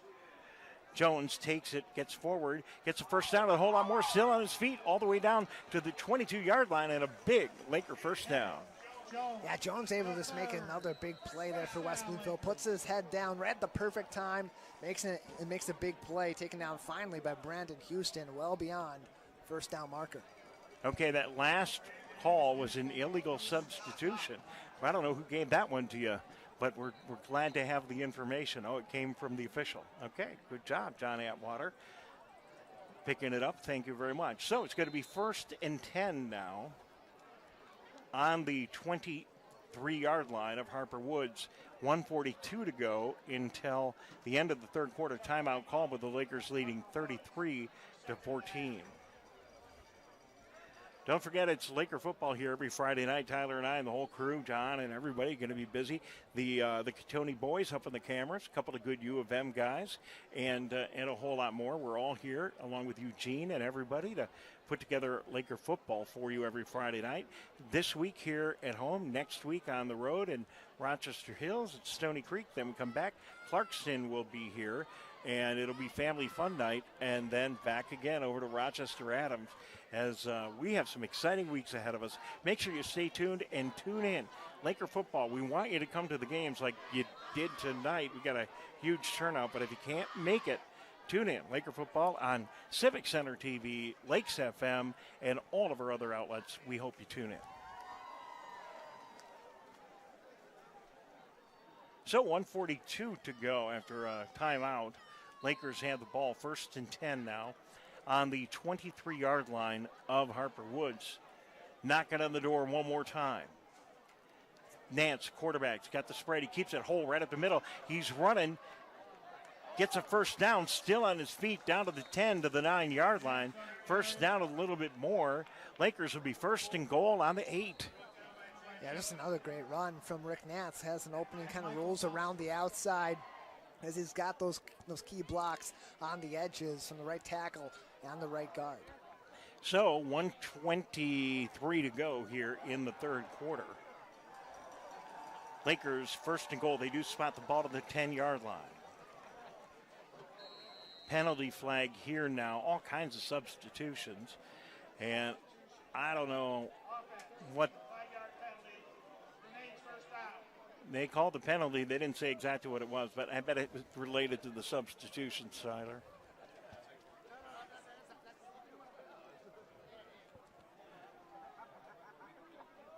So the ball's back now on the 15-yard line. Lakers trying to get the right personnel on the field and in the right position, and they do. Officials say, let's go. They wind the clock. Quarterback Nance with Samaj Morgan split out to the near side. Pippen up to the far side. Penalty flags as the Lakers go in motion.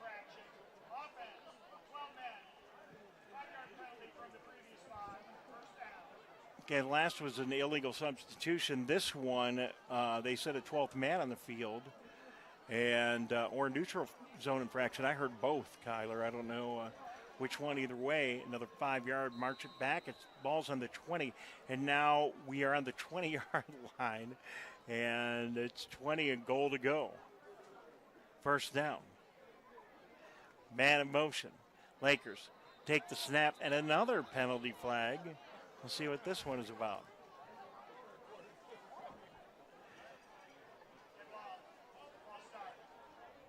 You heard it. False start against the Lakers at another 5 yards. And Tyler, this is kind of what we've seen in the past, right? And this is unusual for this season, but I don't know. They're just really having a hard time getting the snap off. Now they're carefully counting all the players to make sure they got the right number of guys on the field. I think they're just having trouble getting substitutions in here because they are running a lot of different guys in the game right now that they normally wouldn't. So we get the spread offense in there. Nance, a quarterback, fades back, got a man open, caught at the 10-yard line, down to the 12, and a nice completion that time to Allos, Jaden Allos, I believe. Yeah, Allos getting his first action in this game, really. We saw him a lot last week as the down depth threat receiver.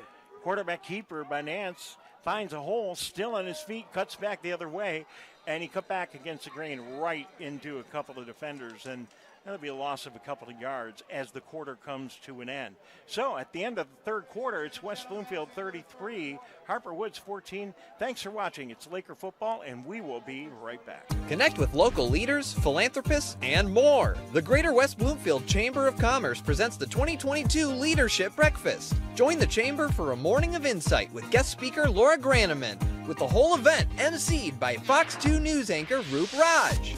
Join your local businesses at the Wabi Country Club September 13th at 8:30 a.m. Order your tickets by September 6th at westbloomfieldchamber.com/breakfast. We'll see you there. Plan a day out, enjoy an exquisite dinner, or soak in the atmosphere at Orchard Lake Mall in the heart of West Bloomfield. Between Maple and Orchard Lake Road, capture the moment at Frameable Faces. Wrap up your back-to-school shopping at Guys and Gals, or get presents for your pet at Premier Pet Supply, and so much more. Visit the Orchard Mall in West Bloomfield, and consider visiting November 26th for their Small Business Saturday. Orchard Mall in West Bloomfield. Hey Laker fans, do you know a friend or neighbor that volunteers in Greater West Bloomfield? We would love to help you recognize them at the 51st Annual Michigan Week Awards. Countless members of the communities of Orchard Lake, Keego Harbor, Sylvan Lake, and West Bloomfield give their time and talent daily without regard for recognition. You can help recognize these individuals and organizations at our awards breakfast next year on May 12, 2023. Nominate your neighbor or organization starting January 28, 2023. Go to michiganweek.org for details. Welcome back, Laker football here on 89.3 Lakes FM and Civic Center TV. Lakers third down and goal to go. Nance scrambling, throws the ball in the end zone, just throws it up for grabs. Interception by Harper Woods. And really, Tyler, Nance just threw that ball up to see if he could. He was in all kinds of trouble in the backfield. Just threw it up, and probably not the best decision. Yeah, had Nance had Morgan in the area, he's able to make those kinds of aggressive throws to Samaj Morgan, and Morgan's able to make those kind of acrobatic catches. He's done it earlier on in this game, but they know that that's going to be the target. All right, so we're in the fourth quarter now, 11:49 to go. Lakers still have a substantial lead, 33-14, but Harper Woods intercepts the ball as the Lakers are trying to get a touchdown in the red zone. We got one player for the Lakers on the field with some cramps. They're attending to that player, so it's going to be an extra moment or two before we get going. And really, I think part of what's happened is the Lakers are let out of sync right now because they're trying to introduce some other players into the game, and it's just difficult for the players and difficult for the bench to get the right personnel on the field, and I think that's been the major problem. Yeah, it's kind of what we didn't see last week with those early season jitters because everything was just going so well for the Lakers. They didn't really have to make those in-game adjustments to their offense. They weren't really having trouble establishing guys down the depth chart coming in because they were mostly playing with people that they practice with.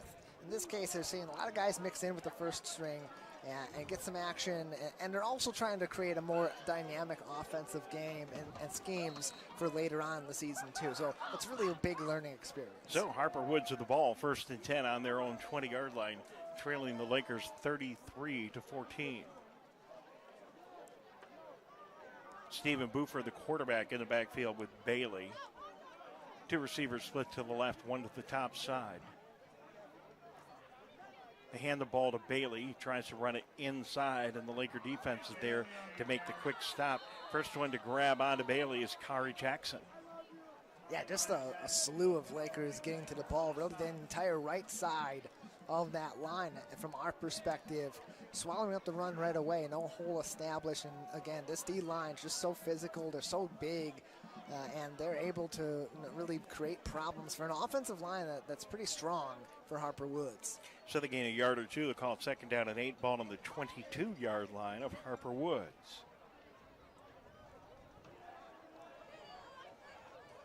Harper Woods, they like to take their time with a play. They like to set. And then once they set, they like to take a look at the defense, give the quarterback some opportunity to get some more instructions from the sidelines. Here come Harper Woods, Buford. Bailey gets in position. They hand the ball off to Bailey.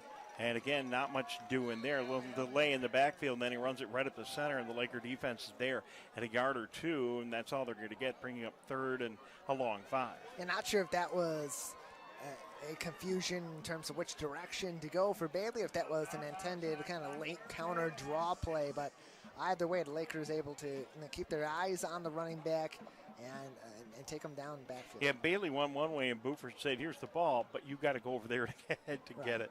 I think there was a little mix-up. Nonetheless, third down and 5.5 to go.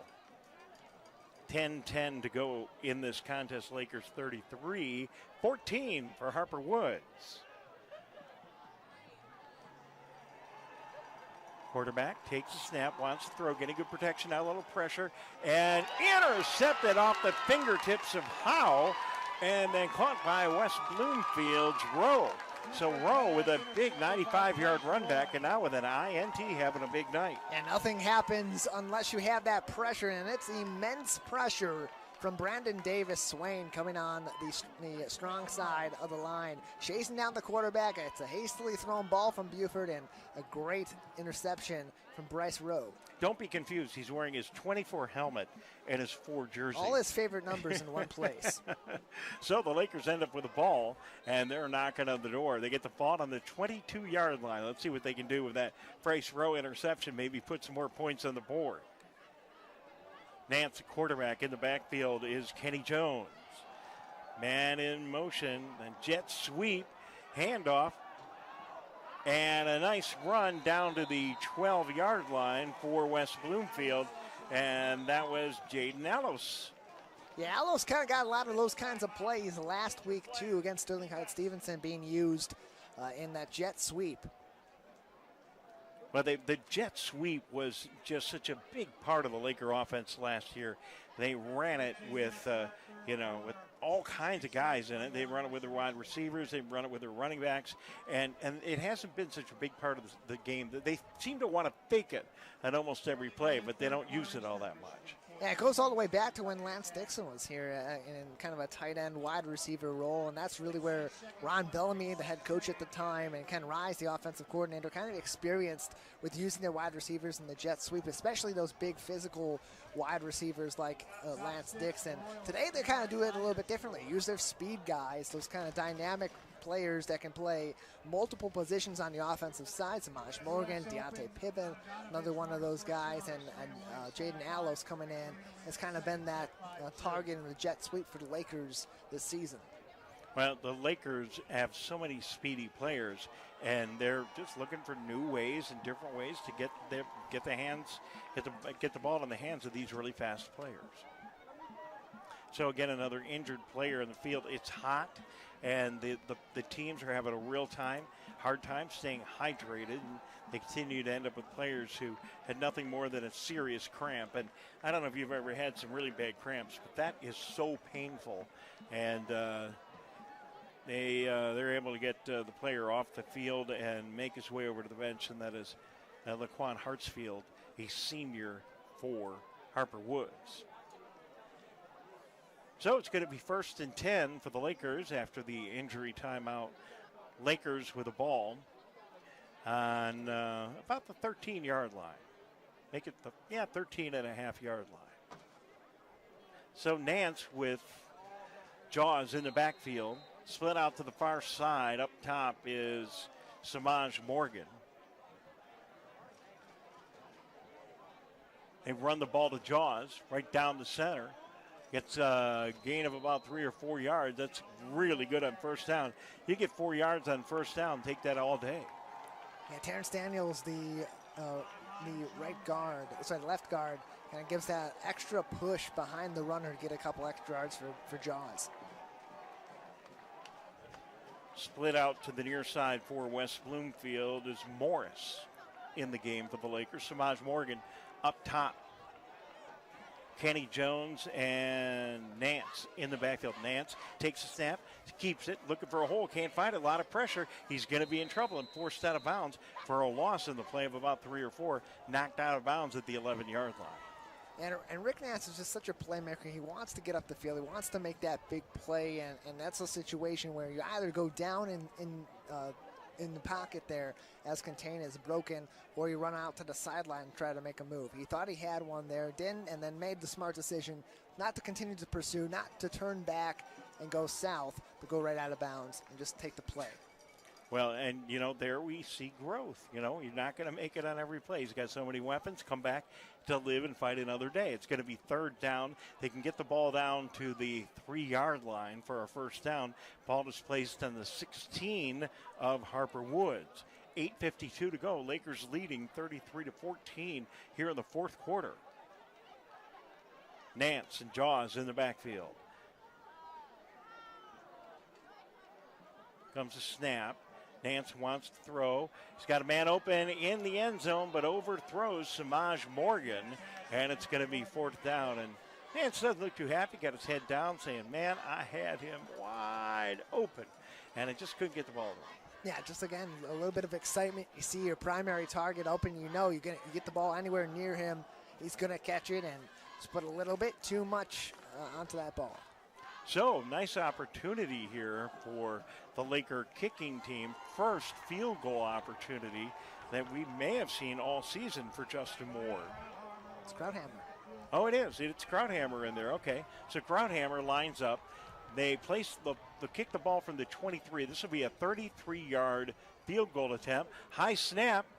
I think it was intentional. Pass incomplete. Actually, maybe intercepted. Broken play there. And I don't know if that was an intentional fake field goal or just a bad snap where they try to make the mess of it. But either way, Lakers turn over the ball, aren't able to score, and Harper Woods gets the ball back. And Harper Woods going to have another chance to put some more points on the board, try to march up the field here. And again, if you're playing down at this point, down 19 points, 8:40 to play, it's still a workable ball game.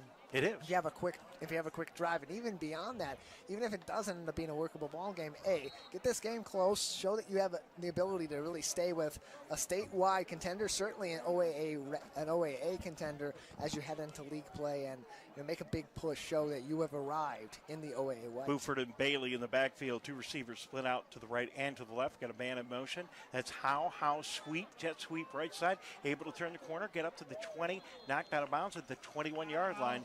Gain of about 3 or 4 yards for Howes.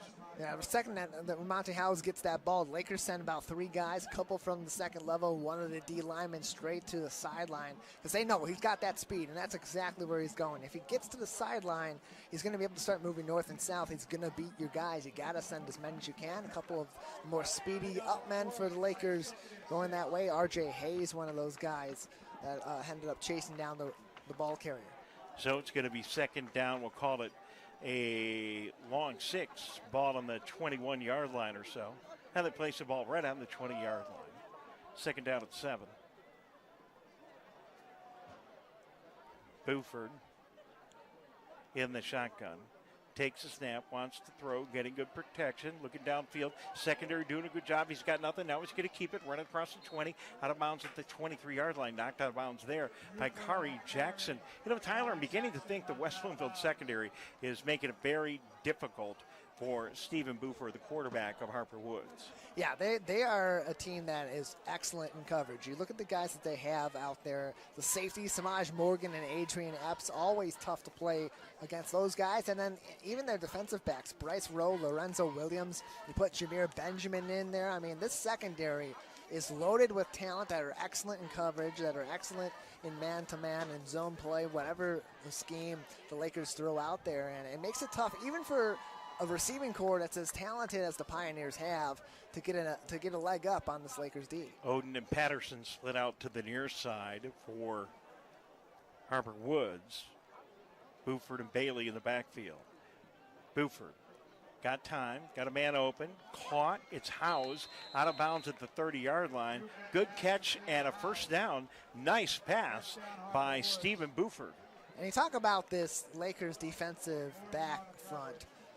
And the way that they've been able to shut down Jacob Oden tonight for for Harper Woods. This is a guy that's a primary target. He's got national press. He's an incredibly talented player that's been able to be competitive against some of the best teams in the state, or excellent teams that he's gone up against, including in the playoffs in the past. And instead, Ramonte House has kind of been forced into that primary role tonight, and he's no player to scoff over either. An excellent receiving core here for Harper Woods. Oh, keep an eye on Odin. He's split far to the right side.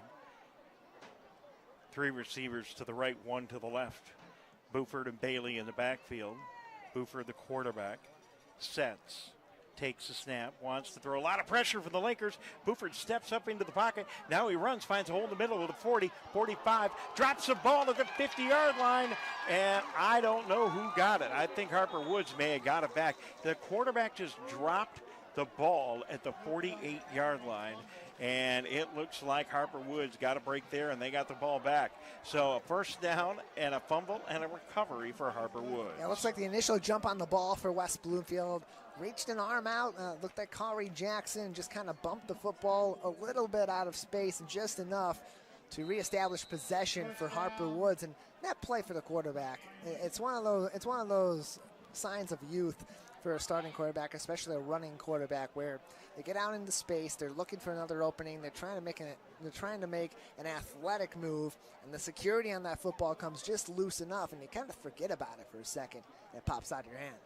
So 7 minutes to go in the contest, 33-14, Lakers in the lead. Harper Woods moving the ball, though, on their own 48-yard line. First and 10 after a nice gainer there. Buford hands off to Bailey. Bailey, nothing doing. The offensive or the defensive line right there to make the stop. Coming up off the bottom of the pile for the West Bloomfield Lakers is Jonathan Gabriel. Yeah, Gabriel's having a really nice game for West Bloomfield. Kind of one of those down depth chart guys, not a starter for this team on the defensive line, and really not even listed initially coming into the season as one of their second string players off the edge. And he has been excellent tonight for West Bloomfield, making key tackles and being aggressive with the offensive tackles to really shut down outside of the tackles for this rushing game and force them up the middle, which is the Lakers' strong suit on the defensive side. So it's going to be 2nd down and 9 after a gain of about 1 yard on first down. Ball on the 49-yard line of Harper Woods. 3 receivers split to the right.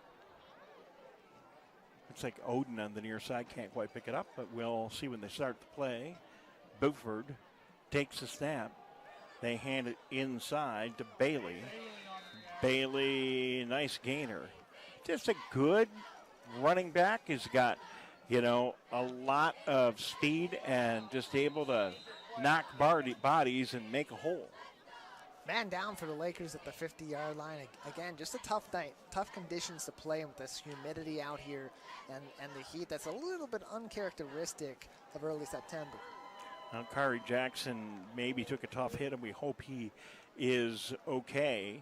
Most of the problems tonight have been cramping, but we see the entire coaching staff coming out. Well, not the entire, but certainly head coach coming out. And why don't we take a break? We're going to take a quick timeout while they attend to Mr. Kari Jackson. We'll be back. You're listening to and watching Laker football on Civic Center TV and 89.3 Lakes FM. Mark your calendars for the 11th annual Family Fun Night at West Bloomfield High School. Stop by on Friday, September 16th at 5 p.m. for an evening of free, fun activities as we honor our military, police, and fire heroes. Plus, stick around to see Laker football take on Clarkston at 7 p.m. To find out more, scan the QR code on your screen or visit wbsd.org/community/family fun night.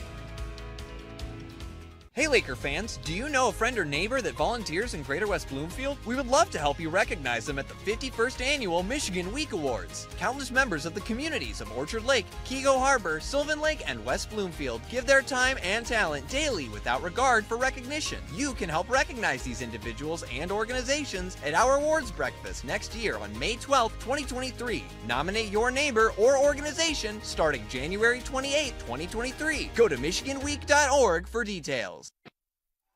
Welcome back to Laker football on 89.3 Lakes FM. Kari Jackson on the sideline, sitting on the bench with the training staff. Looks like he's doing fine, got up on his own, but I think he took a good hit. Buford with the ball, caught in the backfield, and a nice tackle for loss by West Bloomfield's Wellens. Oh, let me get your mic, Tyler. Sorry. Kamani Wellens, another player down the depth charts that's having a really nice night for this Lakers squad. And again, this team getting deeper by the week. You'd love to see guys come up from down the depth chart early on in the season, establish that depth. It's going to be so key, especially early on in the season where we're in situations like this with kind of that mixed weather situation. It goes from kind of more traditional fall weather in September to kind of that last little straggling bits of summer that come in like we've had today with near 90-degree heat and this humidity that's already been affecting players on both sides of the ball for both teams. All right, and you almost wonder whether Kari Jackson took a hit to the head. He's on the bench and getting all kinds of attention, but I'm sure he's going to be fine, moving around really well. Punt for Harper Woods. Samaj Morgan picks it up, goes left, now he goes right, trying to turn the corner and break free. He finally does, and a penalty flag thrown, and Samaj is knocked out of bounds at the 25-yard line. One of the problems that you run into when you're trying to make all those cuts and sweep back across the grain in the field is very likely someone's going to get blocked in the back or held. And likely that's what happened there, Tyler. Yeah, we'll see what the call is, but you're very much right on that, Dave. And especially those holding calls on those kick returns in those kind of shifty situations as you have guys blocking up the field. They're making good plays, making good upfield blocks, and all of a sudden they got to shift to the other side. And maybe the guy on the defensive side has a better look, probably has a better look with their eyes on the ball carrier. So they're able to shift pretty quickly, and it's kind of natural to then grab a jersey, grab a pair of pads, and get that holding call.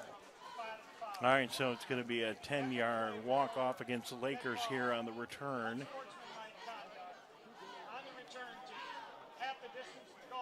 So a couple of penalties, unsportsmanlike conduct on top of the penalty, and don't really want to see that, but likely somebody not too happy with that call, Tyler. I think that's coaching staff specifically is not going to be very happy with that call. That's the kind of stuff we've seen in the past from this Lakers team that's really had a big effect on some key games. And as you're getting ready to enter OAA Red Division play, you got to clean up this team. It's one thing to make a physical error. You make a hold, or you block in the back in that kick return like that. But it's those frustration penalties, those unsportsmanlike calls that really have a big impact on your team later on. If you're Coach Grice, this game can't end quick enough.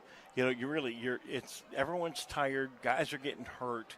You're making penalties that you wouldn't want to make. The Lakers want to see this game end. It's 33-14. We got a long season ahead of us. We don't want anyone to get hurt or people start making stupid mistakes. Lakers now end up with the ball back in their own 5-yard line, and Rick Nance is there to take the snap. Lakers run the ball up along the left side, and a gain of a couple of yards, and that is about it. And that might not have been Rick. It wasn't. That was Brody Picor. They put their second string in, and I think that's exactly what goes back to what you said, Dave. You're seeing nine guys start to get hurt. You got a comfortable lead here late in the game. Clock is running. Maybe it's time to put those guys down the depth chart into the game, and again, get that experience against a first-team defense without maybe putting your team at a detriment for the future. So Picor takes the snap, hands it off. Lakers break free. Nice run up along the left side, and good for a first down up to the 20-yard line. And a nice job there by the Lakers' Josh Tate. Yeah, Tate on the run. Yeah, Tate, again, having that opportunity to kind of be the primary ball carrier in the second string, show what he's made of. And that was really a big part of why he's been able to get some of those first string reps this game, is because of his performance against a very tough first string defense for the Titans last week. Picor hands the ball off to Tate. Tate left side gets a gainer up to about the 26-yard line, gain of 6 for the Lakers. Yeah, Lakers inching up the field, making some good plays here. Again, more great blocks on the offensive line down the second string and eating up that clock. You run toward the sideline, it's easy to kind of run out of bounds or, get forced out of bounds by the defense. Credit to the defense also for wrapping up that runner. Lakers continue to make substitutions. We'll pick them up as we can here.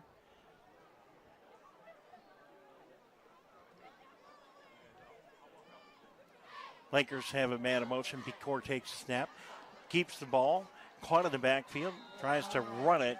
Nothing doing there. Brought down by Beeman for Harper Woods.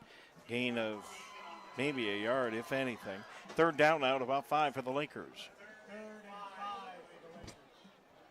Lakers just trying to establish that game plan in the second string to see what other guys they can potentially put into strategic situations going forward, especially thinking about next week on the road in the OAA Red against the undefeated Stony Creek Cougars. Lakers still making substitutions coming into the game for West Bloomfield as Alos.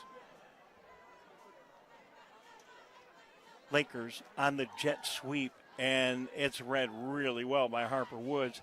Sweeping across the left is Morris, and he's able to turn nothing into something. Gets a couple of yards, actually very close to the first down. He was caught in the backfield, but somehow he just kept moving the pile forward and got a Laker first down. And that's exactly what you want from a ball carrier, especially a down depth chart guy, a younger guy on their team, Morris, junior, but in the first time here on the varsity squad this year. You're in a situation like that. You got your shoulder down. They're not quite tackling you or stopping your forward progress. Keep those legs chopping. Be aggressive. Get low. And try to get whatever extra yardage you possibly can. Josh Tate in the backfield along with the quarterback, Picor. Lakers take the snap. They hand it off to Morris. And not a whole lot there. Not much time left in the contest. 33-14, clock ticking with 45 seconds. No one's really going to call a timeout here, likely. And both teams, I think, are happy to go celebrate their Labor Day weekends.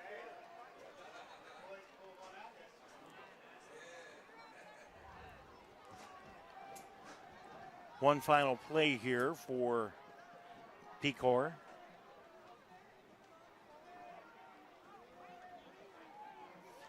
Josh Tate in the backfield. Picor takes the snap, hands it off to Tate.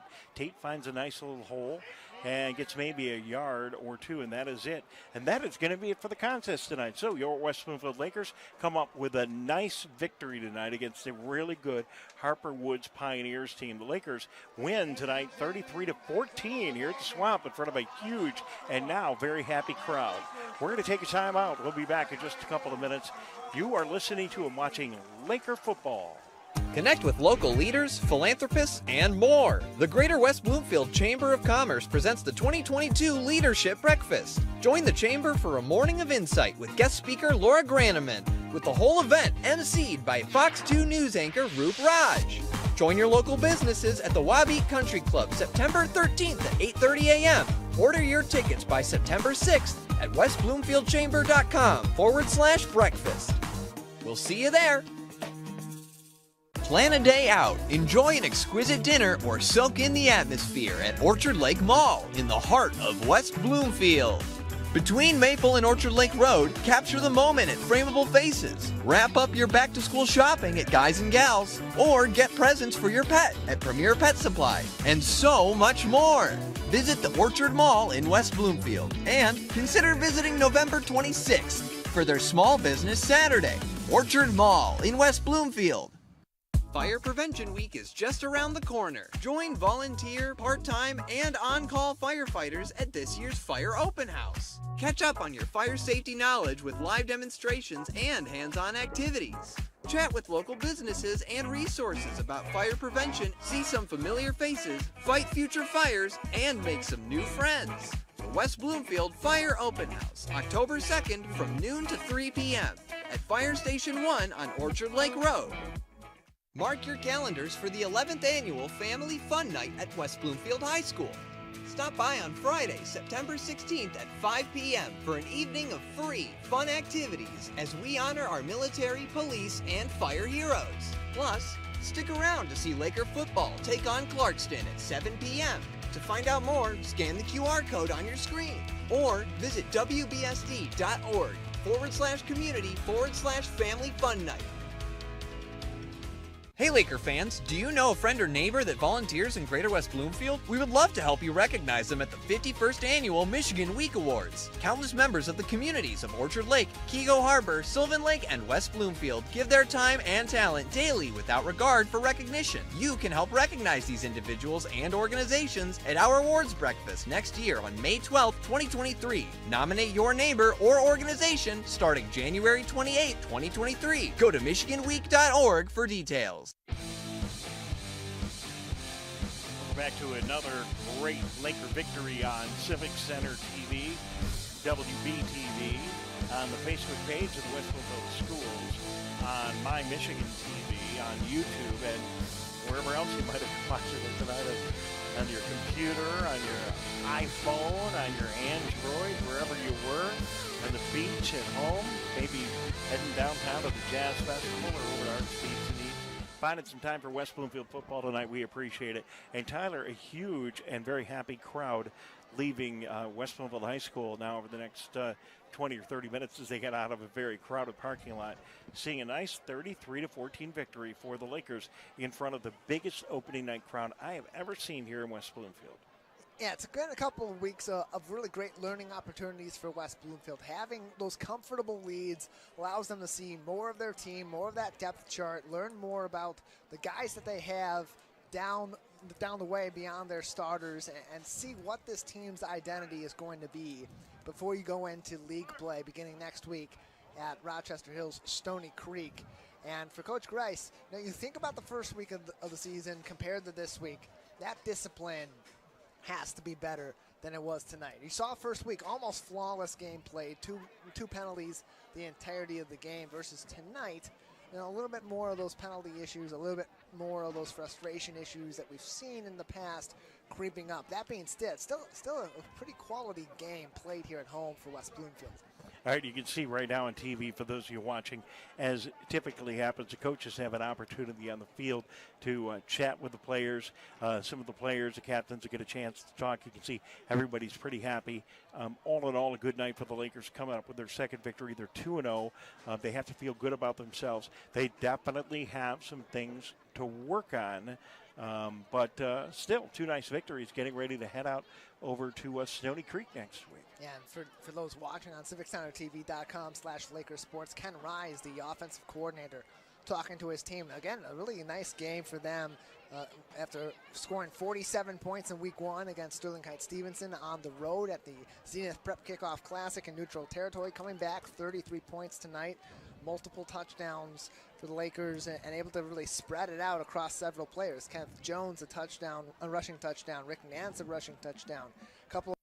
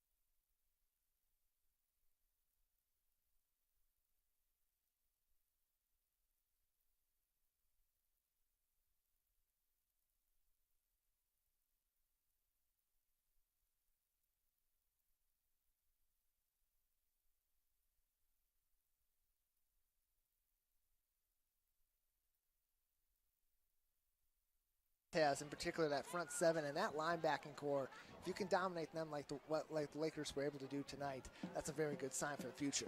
So, at the end of every game, I kind of, look at the game and I try to think about what was the distinguishing play, what was a unique moment, what did we see tonight that we haven't seen before, what do we take away from tonight's game? And, normally I have something that pops right in my mind. Tonight, I don't really have anything that pops right in my mind other than maybe the Lakers had a little bit rougher second half than they probably would have liked to. And a couple of things to work on, a couple of discipline things to work on. But other than that, nothing really comes to mind unique about tonight. Well, how about you?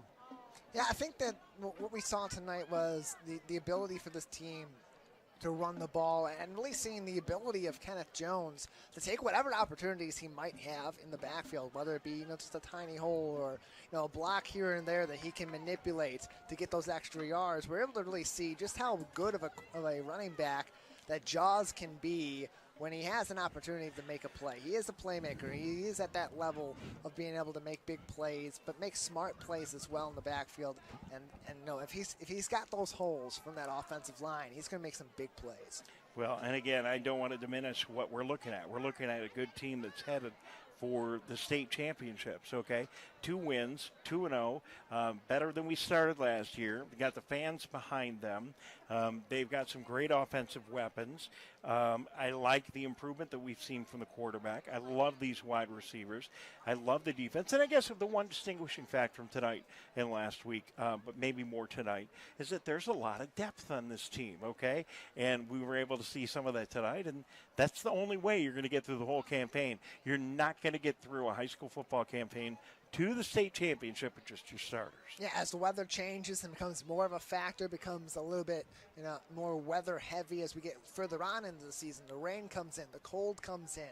You're going to want to be able to take those guys off the field, give them a break, give them a rest to either warm up or stretch out. And so having that depth early on in the season can be so key, and that's usually something that most of these teams aren't really establishing until mid-season or later on as they're approaching the playoffs. And for West Bloomfield, having guys like Joshua Tate come off the bench and have a really nice night tonight, it's kind of that third running back. Another guy that had a really nice night on the defensive side of the ball was Kamani Wellens, and he had a great game, played as kind of that fourth linebacker for West Bloomfield alongside Rob Harris and Montel Johnson and, of course, Kari Jackson. Anytime you can have additional guys that you can throw out there, they have a multitude of skill sets. That's going to be a huge benefit for you in all 3 phases of the game. And if there's one thing we can really take away from these first 2 weeks is that those guys down the depth chart are playmakers. And they're coming in, they're playing really good football too. And so if they're able to have a role on this team, that gives a little bit of a break for guys like Kenneth Jones. And certainly for guys like Deontay Pippen and Samaj Morgan. And really gives this team more of a dynamic offense and a really strong defense that's already very tough to play against. So, Dave Scott, Tyler Keefe here up in the press box, and we thank you for watching and being a part of our game tonight in Civic Center TV. Tyler, I think I finally got it now. Looking out the window at all the traffic and everyone going out to Orchard Lake Road and the police cars that are not breaking up anything, they're just dealing with all the congestion out there. Here's the big thing for me tonight, and it's the community and the fans. With a huge turnout. This was like the kind of turnout that we would see at the end of the season, not on Labor Day weekend. So great fan turnout. Good job, fans, for making it out here tonight. And thank you to anyone that came and visited West Bloomfield tonight for an opportunity to see the Lakers. We're really glad to have you. This is going to be a great season for West Bloomfield. We're certainly ranked in the top 5 in most of the polls in the state of Michigan. And, we are. Top 5, top 10, depending on who you're talking to. And this is a great football team that has a long way to go. We will learn an awful lot in the next 3 weeks. Yeah, this is really the part of the season as they go into the OAA Red play. We're going to learn so much about this Lakers team. Next week against Stony Creek, they're a 2-0 team also. That's really going to be that game where you're playing for the top of the OAA Red as you head into the thick of the season. Then the big test coming up is Clarkston. Clarkston and Rochester Adams back-to-back. That is a really tough couple of games for West Bloomfield. That's where they have to be able to really come into that game showing that they are a bona fide contender and coming out of those games showing that they are the team to beat. All right, Tyler, while we look at the team, just a quick reminder as they have some final thoughts here down on the field that you will be with Coach Grice and the players again this week. If you've not had an opportunity to tune in and see this week in Laker football with Tyler, you should watch it. You can find it on YouTube. You can find it on Civic Center TV. You can watch it on our channels, and we really hope you take an opportunity to check it out. This week in Laker football, you'll record that sometime over the next 48 hours or maybe right after the holiday, considering it's a holiday weekend. Look back on what happened tonight and talk to the team about what's coming up for next Friday. So we're going to take a break. We'll be back in just a minute, and we'll have an opportunity to say so long. Again, the Lakers come up with a big victory tonight, 33-14. Dave Scott, Tyler Keefe back in just a moment, right after this.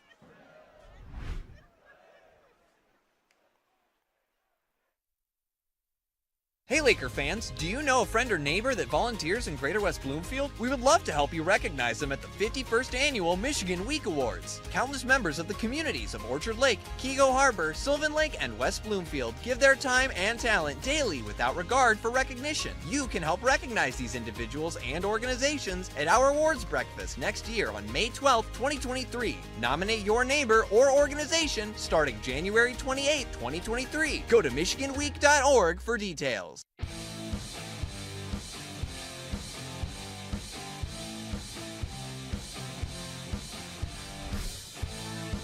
Welcome back to Laker football on the Laker Post Game Show. Dave Scott, Tyler Keefe, 33-14. Our final score, Lakers go to 2-0 in the season. Stony Creek next week. Tyler, any thoughts as we wrap up tonight about tonight's game or next week? Look, we've seen a lot of good from this Lakers team so far. Certainly the offensive firepower is there. The defensive prowess is back again this season. A big thing we've already talked about that's really nice to see is that we have some depth this season here in West Bloomfield. They got to shore some things up, especially before they go in to play another undefeated team in Stony Creek and establish themselves as the power players in the OAA Red.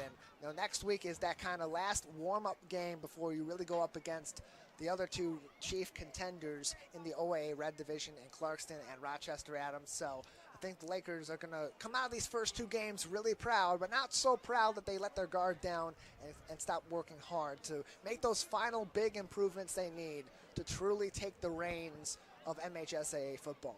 All right, so thank you very much for your thoughts. Thanks for your great work. We'll look forward to this week in Laker football. Thank you very much for tuning in. Don't forget, next Friday night we'll be here live at all of our outlets at about 6 o'clock with This Week in Laker football, then the pregame show, and then it all kicks off at 7 o'clock from Rochester Hills, Stony Creek for your West Bloomfield Lakers, who will be 2-0 going into another tough contest, and we'll have it all right here. We hope you do what you did tonight and you come out and you join us in person, but if you can't make it, we've got it all here. Anything else?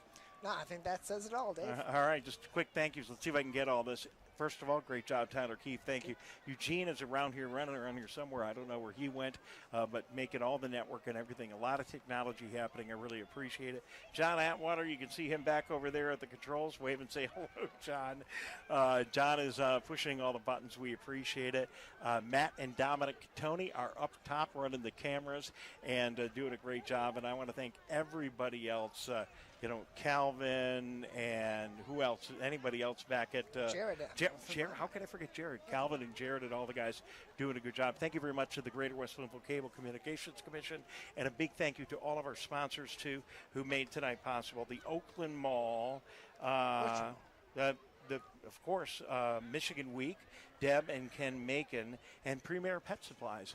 All joining us here for our broadcast. Thank you very much. Final score tonight, your West Bloomfield Lakers 33 and Harper Woods 14. For the whole crew, good night, everybody.